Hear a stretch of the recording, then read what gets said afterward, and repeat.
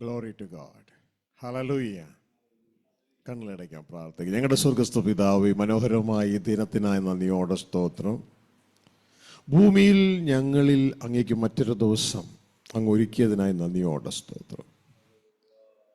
ഞങ്ങളിലൂടെ ഭൂമിയിൽ ജീവിക്കാൻ ആഗ്രഹിക്കുന്ന അങ്ങേക്കായി ഇതാ അങ്ങ് ഭൂമിയിൽ ജീവിപ്പാൻ ഞങ്ങളെ തന്നെ അങ്ങയുടെ കരങ്ങളിലേക്ക് സമർപ്പിക്കുകയാണ്. അങ്ങത് ചെയ്യുന്ന കൃപയ്ക്കായി സ്തോത്രം. ഞങ്ങൾ ഒരുക്കിയെടുത്താട്ടെ അങ്ങേക്ക് ഞങ്ങളെ ജീവിപ്പാനും ഞങ്ങളോട് ജീവിപ്പാനും.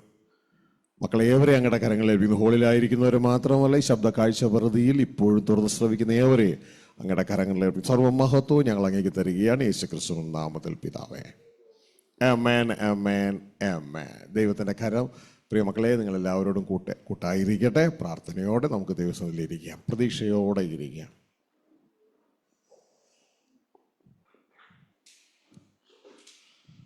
ഇന്ന് പ്രഭാതവേളയിൽ സാധാരണ രണ്ട് സബ്ജക്റ്റാണ് ഉള്ളത്. ഒന്ന് ഫാമിലി ലൈഫും ഫൈനാൻഷ്യൽ ലൈഫും. ഇത് വളരെ പ്രാധാന്യമേറിയ കാര്യമാണ്, ഫാമിലി ലൈഫും ഫൈനാൻഷ്യൽ ലൈഫും.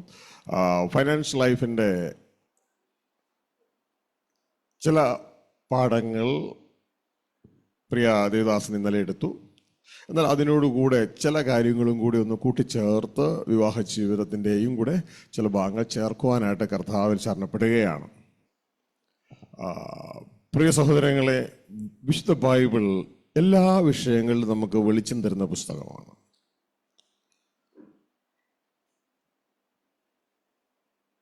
തുടക്കം മുതലേ നമ്മളിവിടെ കേൾക്കുന്നത് നമ്മളുടെ ജീവിതത്തെക്കുറിച്ചാണ്. ഈ ജീവിതം എന്തിനാണ്? കുറച്ച് നാൾ ഇവിടെ ജീവിച്ചു, മരിച്ചു പോകുന്നു.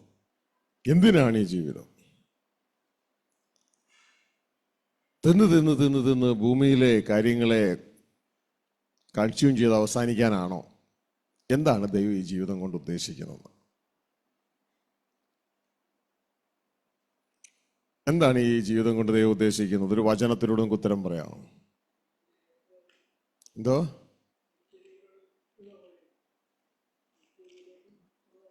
നിത്യതയിലേക്കുള്ള വഴിയാണ്.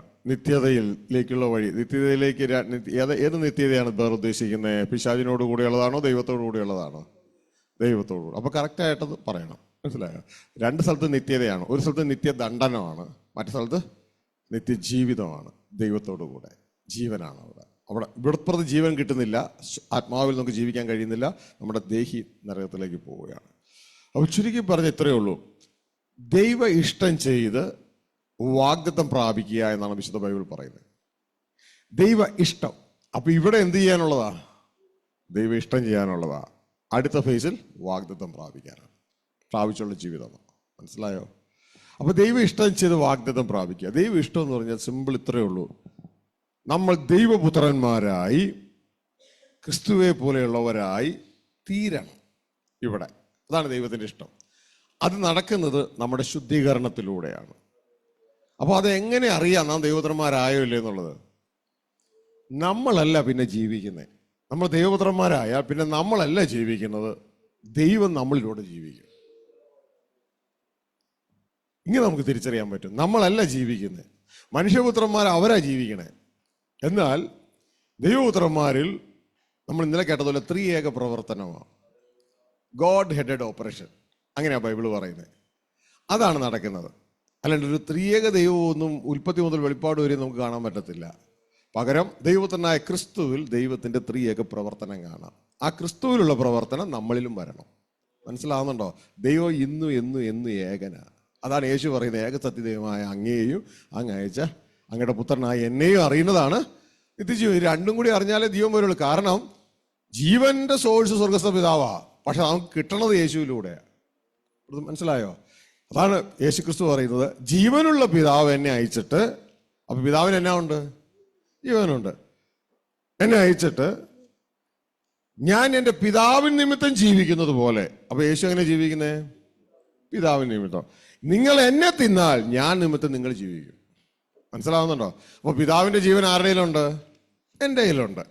ഇതാ പറയുന്നത്, പിതാവിന് തന്നിൽ തന്നെ ജീവനുള്ളതുപോലെ പുത്രനും ജീവനുണ്ടാകാൻ വരം കൊടുത്തിരിക്കുന്നു. ആ ജീവൻ പുത്രനിലുണ്ട്. ആ ജീവനും കൊണ്ടാണ് പിതാവ് പുത്രനെ അയച്ചത്. എന്നിട്ട് ആ ജീവൻ നമുക്ക് തരികയാണ്. ഞാൻ വന്ന് ജീവൻ തരാനും അത് സമൃദ്ധിയായി തരുവാനും. അപ്പോഴാണ് പിതാവിൻ്റെ സാക്ഷ്യം. പിതാവ് പറയാണ്, ഞാൻ നിങ്ങൾക്ക് ജീവനെ തന്നിട്ടുണ്ട്. ആ ജീവൻ എൻ്റെ പുത്രനായ ക്രിസ്തുവിലുണ്ട്. പുത്രൻ നിനക്കുണ്ടോ, നിനക്ക് ജീവനുണ്ട്. പുത്രൻ നിനക്കില്ലയോ, നിനക്ക് ജീവനില്ല. ക്ലിയർ ആയോ? അപ്പം നമ്മൾ ദൈവപുത്രന്മാരായി തീരണം. അതാണ് ദൈവത്തിൻ്റെ ഇഷ്ടം. ദൈവപുത്രന്മാരുടെ പ്രത്യേകത എന്ന് പറഞ്ഞാൽ അവരെ വെളിപ്പെടുത്തുന്നതല്ല, അവർ സ്വയമേ ജീവിക്കുന്നവരല്ല. അവർക്ക് സ്വയമേ ഒന്നും ചെയ്യാൻ പറ്റത്തില്ല. പകരം ദൈവം അവരിൽ ജീവിക്കുകയും അവരിലൂടെ വെളിപ്പെടുകയും ചെയ്യും. ഇതാണ് ദൈവപുത്രന്മാർ. ഹല്ലേലൂയ. അവരെ കാണുന്നവർ ദൈവത്തെയാണ് കാണുന്നത്. അപ്പോൾ ഇതേ രീതിയിലേക്ക് നമ്മൾ ആകുന്നുണ്ടോ എന്ന് നോക്കുക. ഇതേ രീതിയിലേക്ക് നമ്മൾ ആകാനാണ് നമ്മൾ യേശുവെ അനുഗമിക്കുന്നത്, യേശുവിനോട് പഠിക്കുന്നത്. മനസ്സിലാവുന്നുണ്ടോ? ഇപ്പം ഞാൻ രാവിലെ എഴുന്നേറ്റുമ്പോൾ ഞാൻ എന്നെ കാണുന്നത് അനദർ ലൈഫ് ഓഫ് ഷാജി. ഈ ഭൂമിയിൽ ഷാജിയുടെ മറ്റൊരു ദിവസമല്ല കാണുന്നത്. ഞാൻ കാണുന്നത് ദൈവത്തിന് മറ്റൊരു ദിവസം ഭൂമിയിൽ ഷാജിയിലൂടെ. അർത്ഥം കിട്ടിയോ? ഷാജിയിലൂടെ ദൈവത്തിന് ഭൂമിയിൽ മറ്റൊരു ദിവസം. അപ്പൊ ഷാജിയല്ല ജീവിക്കുന്നത്, ഷാജിയിലൂടെ ദൈവം ജീവിക്കണം. മനസ്സിലായോ? ക്രിസ്തു പറയുകയാണ്, പിതാവ് എന്നിൽ വസിച്ച് എന്നിലൂടെ പ്രവർത്തിക്കുന്നു. ഇതാണ് ദൈവമക്കള്. ഹല്ലേലൂയ. ഇത് നമുക്ക് ആദത്തിൽ പറ്റില്ല, ക്രിസ്തുവിലേ പറ്റുള്ളൂ. ഇതുകൊണ്ടാണ് വിശുദ്ധ പൗലോസ് പറയുന്നത്, ഞാനല്ല ജീവിക്കുന്നത്, ഞാൻ ക്രൂശിക്കപ്പെട്ടു, ഞാൻ മരിച്ചു, ക്രിസ്തു എന്നിൽ ജീവിക്കുന്നു. മനസ്സിലാവുന്നുണ്ടോ? ക്രിസ്തു പറയുന്നു പിതാവ് തന്നിൽ ജീവിക്കുന്നു. അപ്പോൾ നാം ക്രിസ്തുവിൽ ജീവിക്കുമ്പോൾ യഥാർത്ഥത്തിൽ നമ്മളിൽ ആരാ ജീവിക്കേണ്ടേ? പിതാവാ ജീവിക്കുന്നത്. മനസ്സിലാവുന്നുണ്ടോ? സ്വർഗത്തിലെ ദൈവം നമ്മളിലൂടെ ഭൂമിയിൽ വെളിപ്പെടുന്നു. അതിന്റെ പേരാണ് ഇമ്മാനുവൽ, ദൈവം മനുഷ്യരോട് കൂടെ. ഹല്ലേലൂയ. അപ്പൊ ഇതിലേക്ക് നമ്മൾ എത്തിച്ചേർന്ന് ഇതൊന്നും സഭയ്ക്ക് അറിയാൻ പറ്റാത്ത രീതിയിൽ പിശാച് എന്ത് ചെയ്തു? അവന്റെ സ്പിരിച്വൽ പൊളിറ്റിക്കൽ സിസ്റ്റം ഇത് നമ്മളൊന്നും അറിയാതെ ഇതിനെ തടയുകയാണ്, ഈ സത്യം അറിയാതെ. ഇതാണ് 2 കൊരിന്ത്യർ 4:4 പറയുന്നത്. യേശുക്രിസ്തു പ്രസംഗിച്ച തേജസ്സുള്ള സുവിശേഷത്തിന്റെ അതിൻ്റെതായ ആ കാര്യം നമ്മൾ അറിയാതിരിപ്പാൻ ഈ ലോകത്തിന് ദൈവം മനുഷ്യരുടെ മനസ്സുകളെ കുരുടാക്കി. ഇത് കോട്ട കെട്ടിയിരിക്കുക. മനസ്സിലാവുന്നുണ്ടോ? ഇങ്ങനെയുള്ള കോട്ടകളെ ഇടിച്ചു കളയുകയാണ് നമ്മളുടെ യുദ്ധം. ദൈവത്തിന്റെ പരിജ്ഞാനത്തിന് വിപരീതമായി ഉള്ള എല്ലാ ചിന്തകളെയും സങ്കല്പങ്ങളെയും ഇടിച്ചു കളയണം. അപ്പോൾ എന്നിട്ട് നമ്മൾ യേശുവിനെ പോലെയുള്ള ദൈവപുത്രന്മാരായി വിളങ്ങണം. യേശുക്രിസ്തുവാണ് നമ്മുടെ തല. ആ യേശുക്രിസ്തുവിന്റെ തല സ്വർഗസ്ഥ പിതാവ്. അപ്പോൾ ഇതിലേക്കൊന്നും എത്താൻ സമ്മതിക്കാതെ പിശാചിന്റെ സിസ്റ്റം ഡ്യൂപ്ലിക്കേറ്റ് മതമൊക്കെ ഉണ്ടാക്കിയിട്ടിരിക്കുക. അതാണ് ബാബിലോൺ എന്ന് പറയുന്നത്. മറ്റൊരു യേശു, മറ്റൊരു ആത്മാവ്, മറ്റൊരു സുവിശേഷമൊക്കെ ഇട്ടിട്ട് ഒറിജിനലിനെ അങ്ങ് ഹൈഡ് ചെയ്യുക. അപ്പോൾ ഒറിജിനലിനെ ഹൈഡ് ചെയ്യാനായിട്ട്, ഒറിജിനലിനെ മറയ്ക്കാനായിട്ട് പിശാച് ഉപയോഗിക്കുന്ന ഏറ്റവും വലിയ തന്ത്രമാണ് ഡ്യൂപ്ലിക്കേറ്റ് സുവിശേഷം. അപ്പോൾ ഡൂപ്പ് വെച്ചിങ്ങ് പോയി കഴിഞ്ഞാൽ ജനമെല്ലാം അതിൽ പോകും. അവർ യേശുവിനെ കർത്താവായി സ്വീകരിക്കും, അവരുടെ ചിന്തയിലെ സുവിശേഷം അറിയിക്കും. അവസാനം ഒറിജിനൽ യേശുവിൻ്റെ അടുക്കൽ വരുമ്പോൾ യേശു പറയും, ഗെറ്റ് ഔട്ട്, ഞാൻ ഒരു കാലം നിങ്ങളെ അറിഞ്ഞിട്ടില്ല. അപ്പോൾ വളരെ ശ്രദ്ധയോടുകൂടി ആയിരിക്കണം. അപ്പോൾ ഇതുമായുള്ള ബന്ധത്തിൽ കുഞ്ഞുങ്ങളെ കൂടുതൽ എംപവർ ചെയ്യാനുള്ള സെക്ഷനുകളാണിത്. അതായത് ഞാൻ ഇവിടെ നേരത്തെ നിങ്ങളോട് പറഞ്ഞല്ലോ, ഇപ്പം ഞാനിവിടെ നിന്ന് പ്രസംഗിച്ചുകൊണ്ടിരിക്കുന്ന സമയത്ത് കർത്താവിന് ജീവിക്കാൻ വേണ്ടി ജീവിതം ഏൽപ്പിച്ചു കൊടുക്കുന്ന സമയത്ത് ജീവിതത്തിലെ വിഷയങ്ങളും പ്രശ്നങ്ങളും വന്ന് എന്നെ ആഞ്ഞടിച്ചു കഴിഞ്ഞാൽ എനിക്കത് ചെയ്യാൻ പറ്റില്ല. അപ്പോൾ അതിൽ നിന്നൊക്കെ വിമുക്തി വേണം, സ്വസ്ഥത വേണം. ദാവീദ് എന്ന് പറയുന്ന ഒരു രാജാവ് ഉണ്ടായിരുന്നു. ആ ദാവീദിന് ദൈവത്തിന് വേണ്ടി ആലയം പണിയണമെന്ന് വലിയ ആഗ്രഹമായിരുന്നു. ആഗ്രഹമായി ദാവീദിന് ആ ആലയം പണിയാൻ പറ്റിയില്ല. കാരണം ദാവീദിന്റെ മുമ്പിൽ ധാരാളം വിഷയങ്ങൾ. ഒന്ന്, ദാവീദിന്റെ ചില ജഡിക ചിന്തകൾ ദാവീദിനെ പാപത്തിൽ കൊണ്ട് വീഴ്ചു. 2, നിറയെ യുദ്ധങ്ങൾ. അതായത് ഇങ്ങനെയുള്ള വിഷയങ്ങൾ വന്നപ്പോൾ ചില കാര്യങ്ങൾ അവിടെ പറഞ്ഞു, നിന്റെ കൈ എപ്പോഴും ബ്ലഡ് നിറഞ്ഞിരിക്കും, യുദ്ധങ്ങൾ നിനക്കുണ്ടാവും. പല വിഷയങ്ങളും കയറി വന്നു. അപ്പോൾ ഈ പുള്ളിക്കാരന് എപ്പോഴും യുദ്ധങ്ങളും ബഹളങ്ങളുമായിട്ട് ദേവാലയം പണിയാനുള്ള സംഭവം ആഗ്രഹം ഉണ്ടായിരുന്നു. ഇദ്ദേഹം കണ്ടമാനം കളക്ഷൻ നടത്തി. പക്ഷേ ദേവാലയം പണിയാൻ ദൈവം പറഞ്ഞു, നീ അല്ല പണിയണ്ടേന്ന് പറഞ്ഞു. കാരണം നിന്റെ കൈ ബ്ലഡ് വരണ്ടിരിക്കുകയാണ്. അപ്പോൾ പുള്ളിക്ക് ദേവാലയം പണിയില്ല, പകരം നിന്റെ മകൻ പണിതോളൂ എന്ന് പറഞ്ഞു, ശലോമോൻ പണിതോളൂ എന്ന് പറഞ്ഞു. ശലോമോൻ എന്തുകൊണ്ടാണ് പണിയാൻ പറ്റിയത്? ദൈവത്തിന്റെ വചനം പറയുന്നു, ശലോമോന്റെ ജീവിതകാലത്ത് ദൈവം ചുറ്റുമുള്ള രാജ്യങ്ങൾ ശലോമോനെ ആക്രമിക്കാതെ സ്വസ്ഥത കൊടുത്തു. മനസ്സിലാവുന്നുണ്ടോ? അപ്പൊ സ്വസ്ഥത കൊടുത്തുകൊണ്ട് ശലോമോൻ എന്ത് ചെയ്യാൻ പറ്റി? ദേവാലയം പണിയാൻ പറ്റി. അപ്പോ ശലോമോൻ ദേവാലയം പണിയുമ്പോൾ സ്വസ്ഥത മാത്രമല്ല കൊടുത്തത്, മറ്റുള്ളവർ മറ്റു രാജാക്കന്മാർ ശലോമോനുമായിട്ട് സുഹൃത്തുക്കളായി. അപ്പോൾ അവരെന്ത് ചെയ്തു? ദേവാലയം പണിയാനുള്ള മരമൊക്കെ അവർ തങ്ങളുടെ രാജ്യത്ത് നിന്ന് ശലോമോന് കൊണ്ട് കൊടുക്കാനായിട്ട് ഇടയായി. പിടുത്തം കിട്ടിയ? ഹല്ലേലൂയ.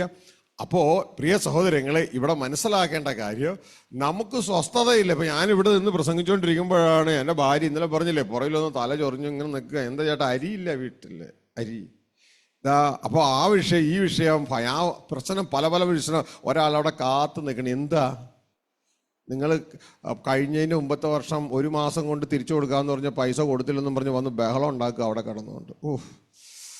പിന്നെ എനിക്ക് പ്രസംഗിക്കാൻ പറ്റുമോ? അതല്ല, എൻ്റെ മനസ്സ് അസ്വസ്ഥമായി ആത്മമണ്ഡലത്തിൽ ഞാനൊരു എന്തായി മാറി, ഞാനൊരു സ്ലേവായി മാറി.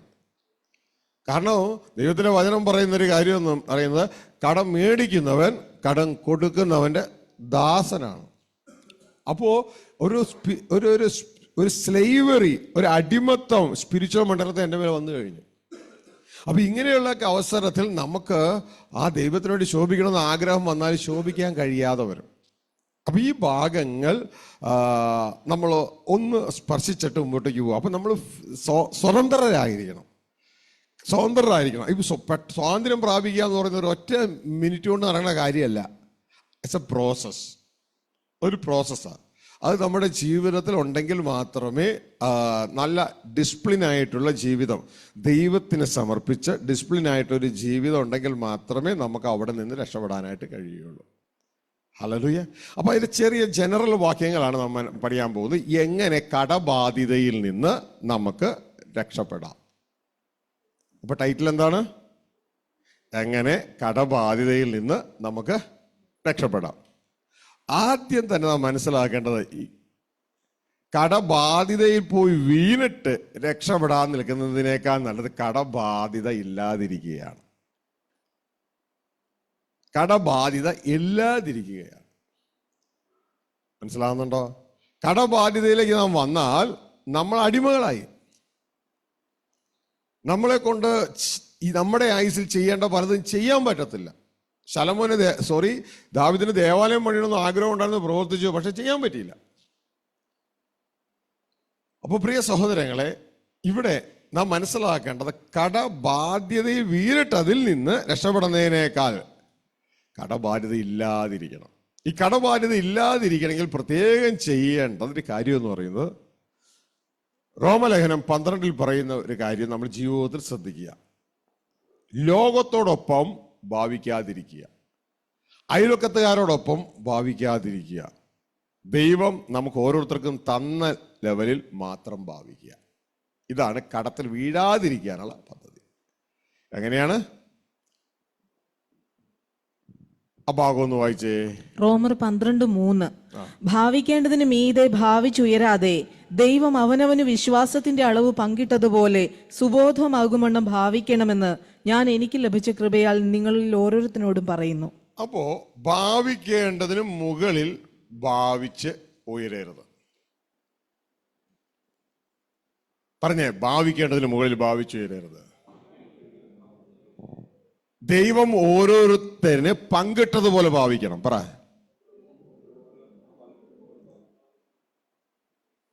അതായത് നിങ്ങൾക്ക് 5 അടി പൊക്കമുള്ളൂ, നിങ്ങളുടെ കൂട്ടുകാരത്തേക്ക് 5.5 അടി പൊക്കമുള്ളൂ.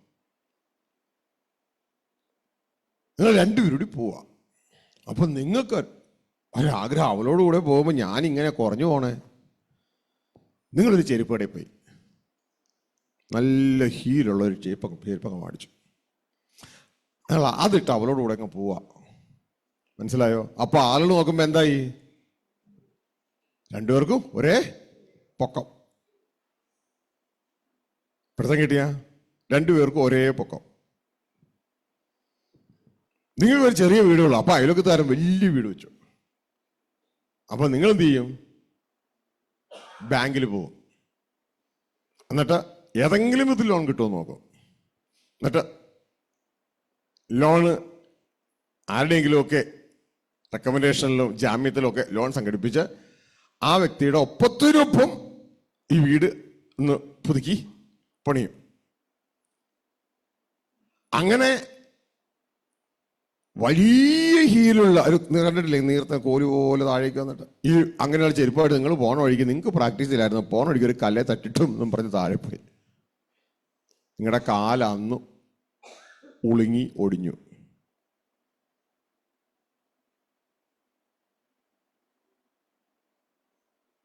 അയൽക്കത്താരൻ വലിയ വീട് വെച്ചെന്നും പറഞ്ഞുകൊണ്ട് അവന്റെ ഒപ്പത്തിനൊപ്പം പോകാനായിട്ട് നിങ്ങൾ ഏതോ രീതിയിൽ ലോണൊക്കെ എടുത്ത് ഒപ്പത്തിനൊപ്പം വെച്ചു. തിരിച്ചടയ്ക്കാൻ പൈസ ഇല്ല. നേരത്തെ ഒരു വീടുണ്ടായതാ, അവസാനം ബാങ്കുകാരുണ്ട് നോട്ടീസ് ഫിറ്റ് ചെയ്തു, ഇന്ന ദിവസം ജപ്തി. വല്ല ആവശ്യമുണ്ടോ? നേരത്തെ മര്യാദ ഒരു കൊച്ചു വീടുണ്ടായിരുന്നതാ. എന്താ വിഷയം? ഭാവിക്കേണ്ടതിന് മുകളിൽ ഭാവിച്ചു തീരരുത്. അതുകൊണ്ടാണ് ഈ കടത്തിൽ വീണ്.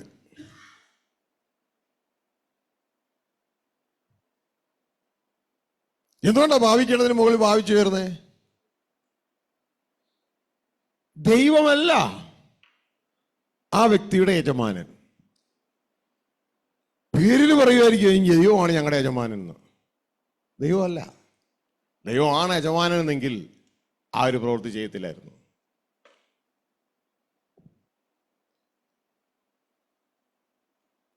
ഇത് മാമോനായിരുന്നു യജമാനന്. അതുകൊണ്ട് മാമോൻ മനുഷ്യരെ സ്വയത്തെ യജമാനനാക്കുന്നു, താൻ തന്നെ വാഴുന്നു. ദൈവമല്ല.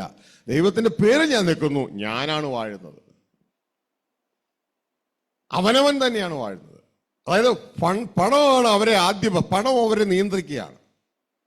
പണമാണ് അവരുടെ മുകളിൽ നിൽക്കുന്നത്. കർത്താവ് യേശുവിന്റെ അഭിപ്രായ പ്രകാരം 2 യജമാനന്മാരേ ഉള്ളൂ. ഒന്ന് ദൈവം, ഒന്ന് പണം. ഇവിടെ പണം നമ്മളെ വാണു, നമ്മൾ അതനുസരിച്ച് പ്രവർത്തിച്ചു, കടക്കെണിയിലായി. ആകരുത്. ദൈവമാണ് യജമാനനെങ്കിൽ എന്താണ് തെളിവ്? ഭാവിക്കേണ്ടതിന് മുകളിൽ ഭാവിക്കുകയില്ല. ദൈവം തന്ന ലെവലിലേ ഭാവിക്കുകയുള്ളൂ. ദൈവം അല്ല യജമാനനാകുമ്പോഴാണ് പണ യജമാനാകുന്നത്. പണ യജമാനാകുമ്പോഴും പണ യജമാനാണ് നമുക്ക് തോന്നുന്നില്ല, നമ്മളായിരിക്കും യജമാനന്മാർ. നമ്മളാണ് തീരുമാനിക്കുന്നത്. ദൈവമാണ് യജമാനെങ്കിൽ ദൈവത്തിന്റെ വചനത്തിന് അനുസൃതമായി നമ്മൾ മുന്നോട്ടേക്ക് പോകുള്ളൂ. എല്ലാം ദൈവത്തിന്റെ പെർമിഷനോടുകൂടെ മാത്രമേ നമ്മൾ മുന്നോട്ടേക്ക് പോകുള്ളൂ. മനസ്സിലായോ? ഇവിടുത്തെ വിഷയം എന്ന് പറയുന്നത്, കർത്താവ് പറഞ്ഞു 2 യജമാനന്മാരെ സേവിപ്പാൻ ഒരാൾക്കും കഴിയത്തില്ല. ഏതെങ്കിലും ഒന്നിനോട് ചേർക്കപ്പെടുകയുണ്ടാവും. മത്തായിയുടെ സുവിശേഷം 6-ാം അധ്യായത്തില് വളരെ വ്യക്തമായിട്ട് കർത്താവ് ഇത് പറയുന്നുണ്ട്. 2 യജമാനന്മാരെ സേവിപ്പാൻ ആർക്ക് കഴിയില്ല. എടുത്തെങ്കിൽ ഒന്ന് വായിച്ചോളൂ. മത്തായി 6:24. 2 യജമാനന്മാരെ സേവിപ്പാൻ ആർക്കും കഴിയുകയില്ല. അങ്ങനെ ചെയ്താൽ ഒരുത്തനെ പകച്ച് മറ്റവനെ സ്നേഹിക്കും, അല്ലെങ്കിൽ ഒരുത്തനോട് പറ്റിച്ചേർന്ന് മറ്റവനെ നിരസിക്കും. നിങ്ങൾക്ക് ദൈവത്തെയും മാമോനെയും സേവിപ്പാൻ കഴിയുകയില്ല. മനസ്സിലായോ? ദൈവത്തെയും മാമോ എന്ന് പറഞ്ഞാൽ പണത്തിന്റെ പുറകിലുള്ള പേഴ്സോണിഫൈഡ് ആയിട്ടുള്ള സ്പിരിറ്റാണ്, പിശാചിന്റെ സ്പിരിറ്റാണ്. മാമോൻ ഈ ലോകത്തിന്റെ വെൽത്ത് മുഴുവൻ അവരുടെ കയ്യിലാണ് കിടക്കണേ. സർവ്വലോകവും ദുഷ്ടന്റെ കയ്യിൽ കിടക്കുന്നു. പക്ഷെ ഇതിന്റെ ഉടമസ്ഥൻ ദൈവമാണ്. പക്ഷേ അതിനെ ഇലീഗലായിട്ട് കയ്യിൽ വെച്ചുകൊണ്ടിരിക്കുകയാണ്. അപ്പോ ഈ 2 യജമാനന്മാരെ ആണുള്ളത്. ഒന്ന് മണി, മറ്റത് ദൈവം. 2 പേരും ഒരുമിച്ച് സേവിക്കാൻ പറ്റത്തില്ല. ഒരാളെ ഒരു സമയത്ത് സേവിക്കാൻ പറ്റത്തുള്ളൂ. പക്ഷെ നമ്മുടെ ചിന്തയിൽ നമ്മൾ 2 കൂടി കൊണ്ടുപോവുക. പേരിൽ നമുക്ക് ദൈവമുണ്ട്. ചുരുക്കി പറഞ്ഞാൽ, എൻ്റെ ഭാഷയിൽ പറഞ്ഞാൽ, ഞായറാഴ്ച 10 മണി മുതൽ 1 മണി വരെ നമ്മൾ ദൈവത്തിന്റെ ആളുകളാണ്. അത് കഴിഞ്ഞ പിന്നെ മണിയുടെ ആളുകളായി. അങ്ങനെയല്ല, മണിയെ ദൈവത്തിന്റെ കീഴിൽ കൊണ്ടുവരണം. ദൈവത്തിന്റെ കീഴിൽ കൊണ്ടുവരണം. ദൈവം മാസ്റ്റർ ആയിരിക്കണം. മണി ദൈവത്തിന്റെ കീഴിൽ നമുക്ക് ദൈവം ഉപയോഗിക്കാൻ അനുവദിച്ചിട്ടുള്ളതാണ് തിരിച്ചറിഞ്ഞ് നമ്മൾ കൊണ്ടുവരണം. അപ്പൊ മണിയെ ആരുടെ കീഴിൽ കൊണ്ടുവരണം? ദൈവത്തിന്റെ കീഴിൽ കൊണ്ടുവരണം. മണി പോകുന്നതിന്റെ പുറകെ നമ്മൾ ഓടി നടക്കുകയല്ല വേണ്ടത്. മണി എപ്പോൾ പോണം, എത്ര പോണം, എങ്ങനെ പോണം എന്ന് ദൈവത്താൽ നമ്മൾ തീരുമാനിക്കണം. അല്ല മണി പോയതിലൂടെ അങ്ങോട്ട് ഓടി, മണി പോകുന്നതിന് ഇങ്ങോട്ട് ഓടി അല്ല. മണിയുടെ പുറകെ അല്ല ഞാൻ ഓടുന്നത്, മണി പോകുന്നതിന്റെ പുറകെ ഞാൻ ഓടി നടക്കുകയല്ല. പകരം എൻ്റെ ദൈവം തീരുമാനിക്കും, എൻ്റെ ഹൃദയത്തിൽ ചിന്തകൾ തരും. മണി എപ്പോൾ പോണം, എത്ര പോണം, എങ്ങനെ പോണം? എൻ്റെ ദൈവമാണ് മണിയുടെ മുകളിൽ നിൽക്കേണ്ടത്.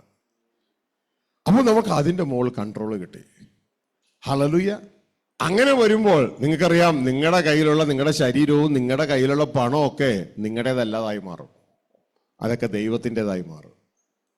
ഒക്കെ ദൈവത്തിൻ്റെതായി. നമ്മൾ ചിന്തിക്കുമ്പോൾ പലതും നമ്മുടെ കയ്യിലുണ്ട്, പക്ഷേ നമ്മുടെ ഹൃദയത്തിൽ ഒന്നും നമ്മുടെ ഇല്ല, എല്ലാം ദൈവത്തിൻ്റെതാ. ഇതാ നിങ്ങളൊരു പാട്ട് കേട്ടില്ലേ, ഒരു ദൈവ പൈതലിൻ്റെ ഉള്ളിൽ ആത്മാവിലെ ചിന്ത എന്ന് പറയുന്നത് അവനൊന്നുമില്ല, അവക്കൊന്നുമില്ല, ഉള്ളതെല്ലാം ദൈവത്തിൻ്റെതാ. അബ്രഹാമിന്റെ ചിന്ത ഇങ്ങനെയായിരുന്നു. അബ്രഹാം ഭയങ്കര സമ്പന്നനായിരുന്നു, വെള്ളിയിലും പൊന്നിലും ഒക്കെ വലിയ സമ്പന്നൻ. പക്ഷേ മനുഷ്യൻ നോക്കുമ്പോഴാണ് അങ്ങനെ. പക്ഷെ അബ്രഹാത്തിന്റെ ചിന്തയിൽ അതൊന്നുമില്ല. അബ്രഹാത്തിന് ഇതാ ഒരു മകൻ ഐസക്ക്. അബ്രഹാത്തിന്റെ ചിന്തയിൽ അതും ദൈവത്തിൻ്റെയാ. ഇതാണ് ദൈവം പരിശോധിക്കുന്നത്. നിനക്ക് ഇതാ ഞാൻ തന്ന എൻ്റെ മകനെ, നിന്റെ മകനെ, നീ സ്നേഹിക്കുന്ന നിന്റെ മകനെ ഇന്ന പർവ്വതത്തിൽ കൊണ്ടുപോയി യാഗം കഴിക്കുക. എബ്രാഹത്തിന്റെ ആയിരുന്നുവെങ്കിൽ മനസ്സിൽ എബ്രാഹിം പറയും, പോയി പണി നോക്കാൻ പറഞ്ഞാൽ ഇത് വേറെ ഏതോ ദൈവമാണോ?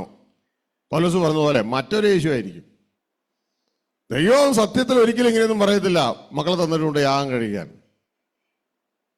അബ്രഹാം സാറയോട് പോലും ചോദിക്കാൻ പോയില്ല. കാരണം സാറയോട് ചോദിച്ചാൽ പുള്ളിക്കാരൻ സമ്മതിക്കത്തില്ലെന്നുള്ള 100% ഉറപ്പാണ്. അന്ന് ആ വീട്ടിൽ കലഹം ഉണ്ടാകും, ബഹളമായിരിക്കും. ഒന്നും ചോദിച്ചില്ല. ഉടമസ്ഥൻ തന്നു, ഉടമസ്ഥൻ ചോദിക്കുന്നു, ഇതാ കൊണ്ടുപോകുന്നു. അപ്പൊ ഇതെല്ലാം അബ്രഹാത്തിന്റെ മനസ്സിൽ. മകനുണ്ടോ? മകനുണ്ട്. പക്ഷെ മകൻ ആരുടെയാ? ദൈവത്തിൻ്റെതാ. സമ്പത്തുണ്ടോ? സമ്പത്തുണ്ട്. സമ്പത്ത് ആരുടെയാ? ദൈവത്തിൻ്റെതാ. ഞാൻ ആരുടേതാ? ദൈവത്തിൻ്റെതാ. തൻ്റെ ചിന്തയിൽ താനൊരു ദരിദ്രന, തനിക്കൊന്നുമില്ല. ഈ ഒരു തലത്തിലേക്ക് നമ്മൾ വെൽത്തിനെ കൊണ്ടുവരണം. മണിയുടെ മുകളിൽ ദൈവമായിരിക്കണം മാസ്റ്റർ, മണി ആയിരിക്കരുത് മാസ്റ്റർ. മണി പറയുന്നിടത്തേക്കല്ല പോകേണ്ടത്, ദൈവം പറയുന്നിടത്തേക്ക് പോകാം. ജസ്റ്റ് ഒരു എക്സാമ്പിൾ ശ്രദ്ധിക്കുക. ആളുകൾ പറയുന്നൊരു സംഭവമുണ്ട്. ആഴ്ചയിൽ 6 ദിവസവും ജോലിക്ക് പോയി, 7-ാം ദിവസം സഭായോഗമാണ്. ആ സഭായോഗം നടക്കുന്ന സമയത്ത് പലരും പറയാറുണ്ട്, എന്തുവാ ഇന്ന് കണ്ടില്ലല്ലോ എന്ന് ചോദിച്ചു കഴിഞ്ഞാൽ ചിലപ്പോൾ പറയും ഓവർ ടൈം ഉണ്ടായിരുന്നു. അപ്പോ ദൈവത്തിന് കൊടുക്കേണ്ട ആ ഒരു സമയവും ആർക്ക് കൊടുത്തു? മണിക്ക് കൊടുത്തു. മണിയാണ് മാസ്റ്റർ. ഇനി ജോലിയൊന്നും ഇല്ലായിരുന്നെങ്കിലോ? പാസ്റ്റർക്ക് അറിയാമല്ലോ ഞാൻ വരുമായിരുന്നെന്ന്. ശരിക്കും പറഞ്ഞാൽ മനസ്സിൽ ആരാണ് മാസ്റ്റർ? മണിയാണ് മാസ്റ്റർ. മണിയാണ് മാസ്റ്റർ. ഇനി ശ്രദ്ധിക്കുക, വേറൊരു എക്സാമ്പിൾ. എന്തുപറ്റി? ലീലാമ്മേ കണ്ടില്ലല്ലോ, പാസ്റ്ററെ വല്ലാത്തൊരു തലവേദന ഒരാഴ്ചയായിട്ട്, ഒന്ന് റെസ്റ്റ് എടുക്കുമായിരുന്നു. അപ്പോൾ ലീലാമ്മേ നീ ജോലിക്കൊന്നും പോയില്ലേ? അയ്യോ പാസ്റ്ററെ പോകാതിരിക്കാൻ പറ്റുമോ? ജോലിക്കൊക്കെ പോയി, പിന്നെ ആകപ്പാടൊരു എക്സ്ക്യൂസ് കിട്ടണമെങ്കിൽ പ്രാർത്ഥനയ്ക്ക് വരും മാത്രമേ. എന്നിട്ട് ഒരാഴ്ചയായിട്ട് തലവേദനയാണ്, പക്ഷെ ജോലിക്ക് ഞാൻ പോയി, പക്ഷെ ഞാൻ പ്രാർത്ഥനയ്ക്ക് വന്നില്ല. ആരാണ് ഏലിയാമ്മയുടെയും സാറാമ്മയുടെയും മാസ്റ്റർ? പേരിന് കർത്താവാണ്, എന്നാൽ ജീവിതത്തിൽ കർത്താവല്ല. അപ്പോൾ എൻ്റെ പ്രിയ കുഞ്ഞുങ്ങളെ, നമ്മൾ എപ്പോഴും എന്ത് ചെയ്യണമെന്നറിയാമോ?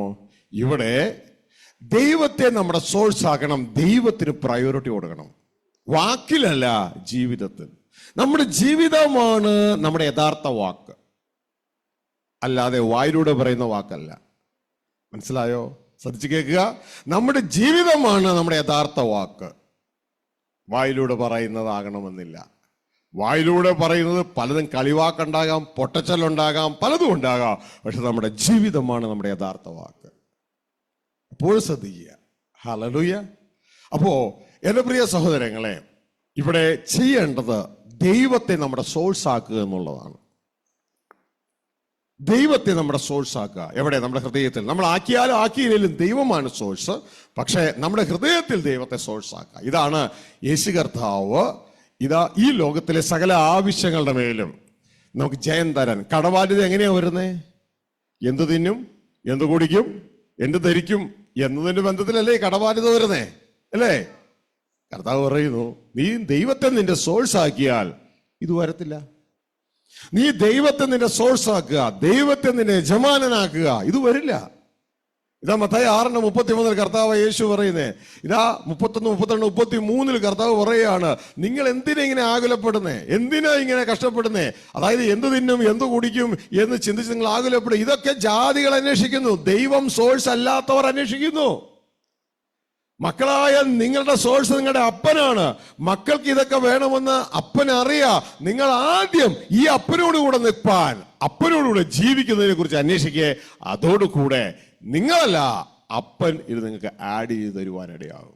നിങ്ങൾ ചെയ്യേണ്ട ബിസിനസ് എന്താണെന്നുള്ളത് നിങ്ങളുടെ അടുക്കിലേക്ക് എത്തും. നിങ്ങൾ ചെയ്യേണ്ട ജോലി എന്താണെന്നുള്ളത് നിങ്ങളുടെ അടുക്കിലേക്ക് എത്തും. എന്താണോ അപ്പൻ ആഗ്രഹിക്കുന്നത് അത് നിങ്ങളുടെ അടുക്കിലേക്ക് എത്തും. അത് നിങ്ങളെ അപ്പനിൽ നിന്ന് അപഹരിക്കുന്നതായിരിക്കത്തില്ല, അപ്പനോട് ചേർത്ത് നിർത്തുന്നതായിരിക്കും. വായിച്ചാട്ടെ 6:31 മുതൽ. ആകയാൽ നാം എന്ത് തിന്നും എന്ത് കുടിക്കും എന്തുടുക്കും എന്നിങ്ങനെ നിങ്ങൾ വിചാരപ്പെടരുത്. ഈ വകയൊക്കെയും ജാതികൾ അന്വേഷിക്കുന്നു.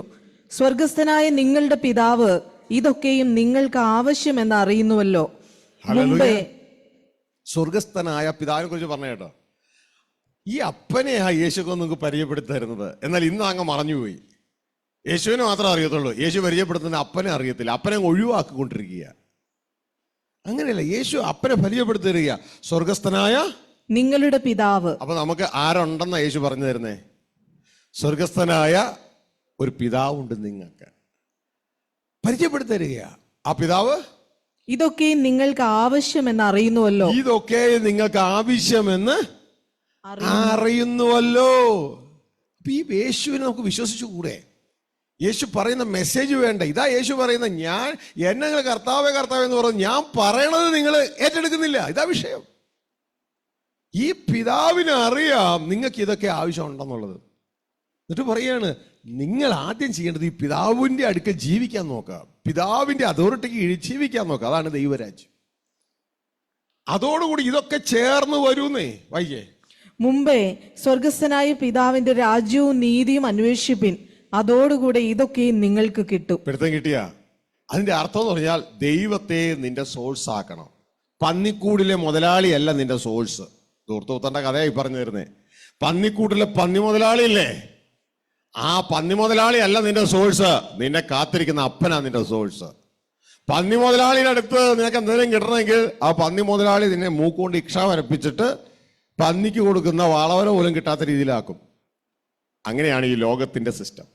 ഈ ലോകത്തിൽ നിങ്ങൾ എന്തെങ്കിലും ചെയ്യണമെങ്കിൽ നെറ്റിയിലെ വേർപ്പ് കൊണ്ട് അധ്വാനിച്ച് പിന്നെ അതുകൊണ്ട് കൊടുക്കാതെ നേരത്ത് ഇതാ കോമ്പറ്റീറ്റർ വന്നു, അതിലും താത്തി കൊടുത്തു, അവസാനം നിങ്ങളും അതിലും താത്തേണ്ടി വന്നു. അങ്ങനെ ഒരു മത്സരമായി. പിന്നെ കൊടുത്തു കഴിഞ്ഞപ്പോൾ നിങ്ങളുടെ വർക്ക് മുതൽ പോലും കിട്ടിയില്ല. മനസ്സിലായോ? അങ്ങനെ പല പല വിഷയങ്ങളും പല കഷ്ടങ്ങളും സങ്കടങ്ങളും സഹിച്ചാണ് ഇതൊക്കെ ഉണ്ടാക്കിക്കൊണ്ട് വരുന്നത്. അപ്പോഴാണ് ഇങ്ങനത്തെ പല വിഷയങ്ങളും വരുന്നത്. അപ്പൊ കർത്താവ് പറഞ്ഞു പരിചയപ്പെടുത്തിരിക്കുക, നിങ്ങളുടെ സ്വർഗസ്ഥ പിതാവ് ഇതൊക്കെ നിങ്ങൾക്ക് വേണമെന്ന് അറിയാം. മറ്റത് ജാതികൾ അന്വേഷിക്കുന്ന. ഇവിടെ എന്തോ പറയണേ? You prioritise your life. മുൻഗണന കൊടുക്ക. ആർക്ക്? നിന്റെ അപ്പന്. നിന്റെ അപ്പനെ നിന്റെ ഉടമസ്ഥനാക്ക്, സോഴ്സാക്ക്, യജമാനനാക്ക്. ഹല്ലേലൂയ. ഇതാ പറഞ്ഞു തരുന്നേ. അതോടുകൂടെ ഇതെല്ലാം ചേർത്ത് നൽകപ്പെടും. എൻ്റെ പ്രിയ കുഞ്ഞുങ്ങളെ, ഇത് നമ്മൾ പാലിക്കാതിരിക്കുമ്പോഴാണ് നാം കടഭാരത്തിൽ വീഴുന്നത്. അതൊരു കുടുക്കാണ്. യഥാർത്ഥത്തിൽ കടഭാരത്തിൽ വീഴുന്ന ഒരു കുടുക്കാണ്. അതോടുകൂടെ നമ്മൾ ആരായി? അടിമകളായി. സദൃശവാക്യം. നമ്മളെ അടിമത്തത്തിൽ പിടിക്കാനാണ് പിശാച് ആഗ്രഹിക്കുന്നത്. 22:7 വായിച്ചാണ്. നമ്മളെ അടിമത്തത്തിൽ പിടിക്കാനാണ് പിശാച് ആഗ്രഹിക്കുന്നത്. 22:7. ധനവാൻ ദരിദ്രന്മാരെ ഭരിക്കുന്നു, കടം മേടിക്കുന്നവൻ കടം കൊടുക്കുന്നവന് ദാസൻ. മനസ്സിലായോ? കടം മേടിക്കുന്നവൻ കടം കൊടുക്കുന്നവന് ദാസനായി. അപ്പോ കടം മേടിച്ച എന്തായി? ദാസനായി. ദാസനായി പറഞ്ഞേ. കടം മേടിച്ച ദാസനായി, കടം മേടിച്ചാൽ അടിമയായി. മനസ്സിലായോ?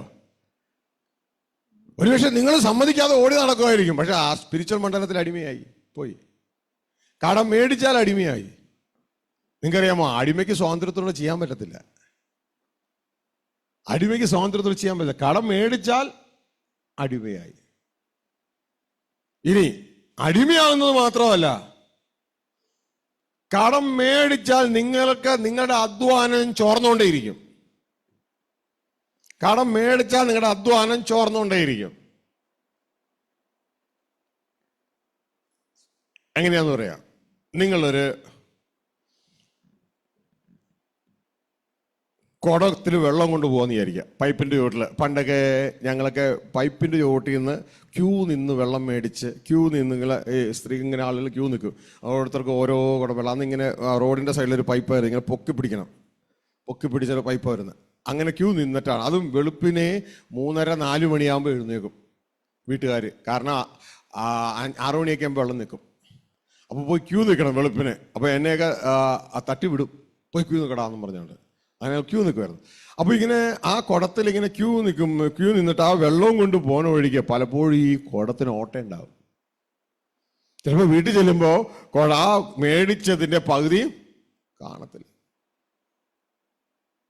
ഹോള. ഇതേപോലെയാണ് കടം മേടിച്ചാൽ. കടം മേടിച്ചു കഴിഞ്ഞാൽ നമുക്ക് ഈ ഹോള്, നമ്മൾക്ക് കിട്ടുന്ന വേജസ്, നമുക്ക് കിട്ടുന്ന ശമ്പളം ഉണ്ടല്ലോ, അത് നമ്മൾ അതിലേക്ക് ഇടും, കുടത്തിലേക്ക് ഇട്ടു. കഷ്ടപ്പെട്ടിട്ടാണ് രാവിലെ 4 മണി 3 മണിക്ക് പോയി ക്യൂ നിന്നിട്ടാണ് ഇതൊക്കെ കൊണ്ടിരുന്നത്, വെള്ളം കൊണ്ടിരുന്നത്. പക്ഷേ ആ വെള്ളം ചുമന്നുകൊണ്ട് വീട്ടിൽ വരാൻ നേരത്തെ എൻ്റെ പകുതിയും പോയിട്ടുണ്ടാകും ഹോളി കൂടെ. ഇതേപോലെയാണ് നമ്മൾ കിട്ടുന്ന നമ്മളുടേതായ തുക, വേജസ് അല്ലെങ്കിൽ സാലറി അല്ലെങ്കിൽ കൂലി ഈ കുടത്തിലിടും. എന്നിട്ട് ആ കുടവും ചുവന്നുകൊണ്ട് ഇങ്ങനെ പോവുക. അപ്പൊ ഈ കുടത്തിന് പല പല ഹോളുകളാ. എന്താ ഈ ഹോളെന്ന് പറയുന്ന സാധനം? ഇൻട്രസ്റ്റ്. കടം മേടിച്ചതിന് 10% അല്ലെങ്കിൽ 7%, ചിലയിടത്ത് 15%, അല്ലെങ്കിൽ 100ക്ക് 10 മാസം അല്ലേ? ഹോളല്ലേ? നീ അധ്വാനിച്ച എമൗണ്ട് അല്ലേ ഇതാ പലിശ ഇനത്തിൽ ഹോളായിട്ട് പൊക്കൊണ്ടിരിക്കുക. അപ്പൊ ദാസനെന്ന് മാത്രമല്ല, നിന്റെ അധ്വാന ഫലം നിനക്ക് കിട്ടത്തില്ല. പക്ഷെ ദൈവത്തിന്റെ വചനം പറയുന്നു, നിന്റെ അധ്വാന ഫലം നീ തിന്നും. അപ്പൊ നിന്റെ അധ്വാന ഫലം നീ തിന്നണോ, അതോ അധ്വാന ഫലം തിന്നത്തില്ലെന്ന് മാത്രമല്ല, അത് ചോർന്ന് പലിശ ഇനത്തിൽ ആ ഓട്ടക്കുടത്തിൽ ഇട്ടതുപോലെ അങ്ങ് പൊക്കൊണ്ടിരിക്കുക. അഗയുടെ പുസ്തകം 1-ാം അധ്യായത്തിൽ ഇങ്ങനെ ഒരു വേർഡുണ്ട്. കൂലിക്കാരൻ ഇതാ കൂലി മേടിച്ച് ഓട്ടക്കുടത്തിൽ ഇടുക. അത് വീട്ടിലേക്ക് കൊണ്ടുവരുമ്പോൾ അതൊന്നുമില്ലാണ്ടായി. 1-ന്റെ 6 ഞാൻ ചിന്തിക്കുന്നു, ഇതാ അല്ലെങ്കിൽ 7. അപ്പോ അവിടെ പറയാണ്, കൂലിക്കാരൻ കൂലി മേടിച്ച് ഓട്ടക്കുടത്തിൽ വെച്ചു, വീട്ടിലേക്ക് കൊണ്ടുവന്ന് കഴിഞ്ഞപ്പോൾ അത് ചോർന്ന് അതങ്ങ് പോയി. കാരണം ദൈവപ്രവർത്തിക്ക് മുൻഗണന കൊടുക്കാതെ ബാക്കിയുള്ള കാര്യങ്ങൾക്ക്, നിന്റെ കാര്യത്തിനും ലോക കാര്യങ്ങൾക്കും മുൻഗണന കൊടുത്ത് പോയപ്പോൾ ഈ പ്രശ്നം ഉണ്ടായത്. ദൈവത്തെ സോഴ്സ് ആക്കണം. എടുത്തിങ്ങൊന്ന് വായിച്ചോളൂ. 1-ന്റെ 6 ഹഗ്ഗായി. കൂലിക്കാരൻ ഓട്ടസഞ്ചിയിൽ ഇടുവാൻ കൂലി വാങ്ങുന്നു. കൂലിക്കാരൻ ഓട്ടസഞ്ചിയിലിടാൻ കൂലി വാങ്ങുന്നു. അപ്പൊ കൂലി വാങ്ങിയിട്ട് ഏത് സഞ്ചിയിലിടുന്ന? ഓട്ടസഞ്ചിയിലിടുന്നത്. അത് യാത്രക്കിടയിൽ അത് കുറഞ്ഞു അങ്ങ് പോകും. അപ്പോഴാണ് എപ്പോഴും കംപ്ലൈന്റ്, ഒന്നിനും തികയുന്നില്ല.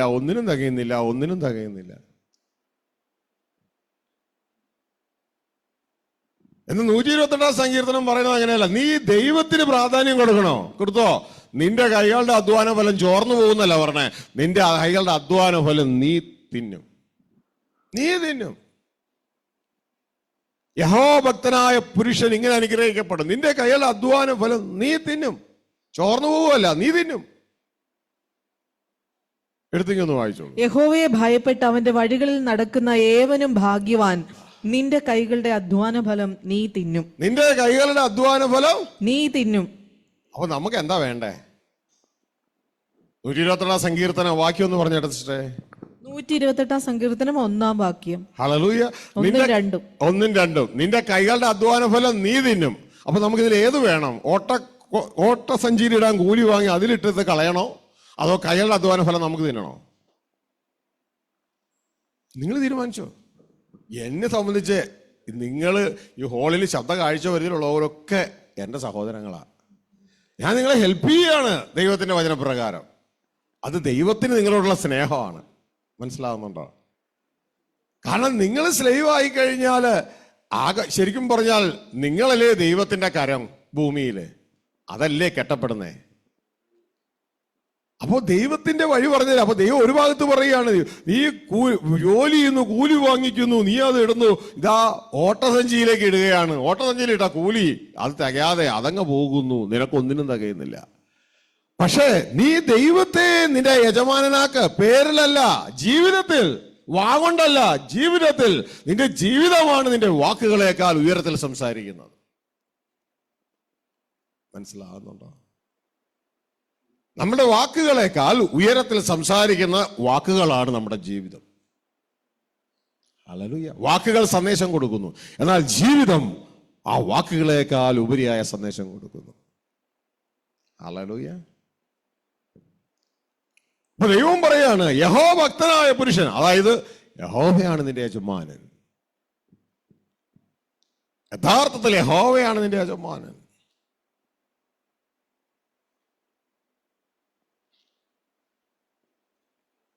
നിങ്ങൾക്ക് മനസ്സിലായില്ലെങ്കിൽ ബൈബിൾ ഇങ്ങനൊരു പേരുണ്ട്. അതായത് യേശുവിനെ ക്രിസ്തു എന്ന് പറയാൻ പരിശുദ്ധാത്മാവിനല്ലാതെ കഴിയത്തില്ലെന്ന്. ഒരിക്കലും ദേവദാസൻ എന്നോടൊരു ചോദ്യം ചോദിച്ചു, സംശയമായിട്ട് ചോദിച്ചതാണ്. അത് ഞാൻ അങ്ങനെയെന്ന് പറഞ്ഞ് അടുത്ത ചോദ്യം വന്നേനെ, എൻ്റെ പൊന്നുദാസനെ എത്ര പേരെ യേശുവിനെ ക്രിസ്തു എന്ന് പറഞ്ഞു? അവർക്ക് പരിശുദ്ധാത്മാവില്ല. ഈ ക്രിസ്തു വെച്ച ദൈവപുത്രൻ. അപ്പൊ അദ്ദേഹം പറഞ്ഞത്, പണ്ട് ഷാർജ ബൈബിൾ സ്കൂളിൽ വെച്ച് പാസ്റ്ററെ അങ്ങ് പ്രസംഗിച്ചിട്ടുണ്ട് ഈ കാര്യം. പക്ഷേ ഞാൻ എത്ര നോക്കിയിട്ട് ആ മെസ്സേജ് എനിക്ക് യൂട്യൂബിൽ കിട്ടുന്നില്ല, തപ്പി നോക്കിയിട്ടും. എന്താ സംഭവം എനിക്ക് മനസ്സിലായില്ല. യേശുവിനെ ക്രിസ്തു എന്ന് പറയാൻ പരിശുദ്ധാത്മാവ്, അതായത് ദൈവപുത്രൻ എന്ന് പറയാൻ പരിശുദ്ധാത്മാവാലല്ലാതെ കഴിയത്തില്ല എന്ന്. അപ്പൊ ഇത് മനുഷ്യ മനസ്സിന് പിടുത്തം കിട്ടത്തില്ല. ഞാൻ തിരിച്ച് അദ്ദേഹത്തിന് ചെറിയൊരു വോയിസ് നോട്ട് ഇട്ടു. എൻ്റെ സഹോദര, യേശുവിനെ ക്രിസ്തു എന്ന് പറയാൻ ആർക്കും പറ്റും. ഇവൻ ബസ്സിൽ എഴുതി വെച്ചേക്കണു ജീസസ് ഈസ് ലോർഡ്.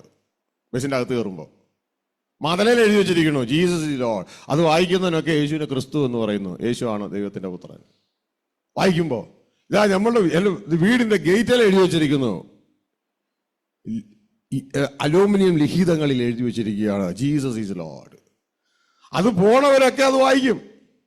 അതിന് പരിശുദ്ധാത്മാവൊന്നും വേണ്ട അത് വാഗൊണ്ട് പറയണതിന്. പക്ഷേ ഇവിടെ വാഗൊണ്ട് പറയുന്നതല്ല, അതിനേക്കാൾ ഉപരിയാണ് ജീവിതം കൊണ്ട് പറയുന്നത്. മനസ്സിലായോ? യേശുവാണ് എൻ്റെ കർത്താവ് എന്ന് വാഗൊണ്ട് പറയാൻ പറ്റും. അതല്ല ദൈവം നോക്കുന്നത്, നമ്മുടെ ജീവിതം കൊണ്ട് പറയണം. ഹല്ലേലൂയ. ജീവിതം കൊണ്ട് പറയുന്നതാണ് യഥാർത്ഥ സന്ദേശം. ഹല്ലേലൂയ. അതിന് പരിശുദ്ധാത്മാവല്ലാതെ പറ്റത്തില്ല. പിടുത്തം കിട്ടിയ? ഇതേപോലെയാണ് മക്കളെ, ദൈവമാണ് എൻ്റെ മാസ്റ്റർ, ഹല്ലേലൂയ, എൻ്റെ സോഴ്സ് എന്ന് നമ്മുടെ ജീവിതം കൊണ്ട് പറയുന്നതെങ്കിൽ നിന്റെ കൈകളുടെ അധ്വാന ഫലം, നമ്മുടെ കൈകളുടെ അധ്വാന ഫലം നാം തിന്നും. മനസ്സിലായോ?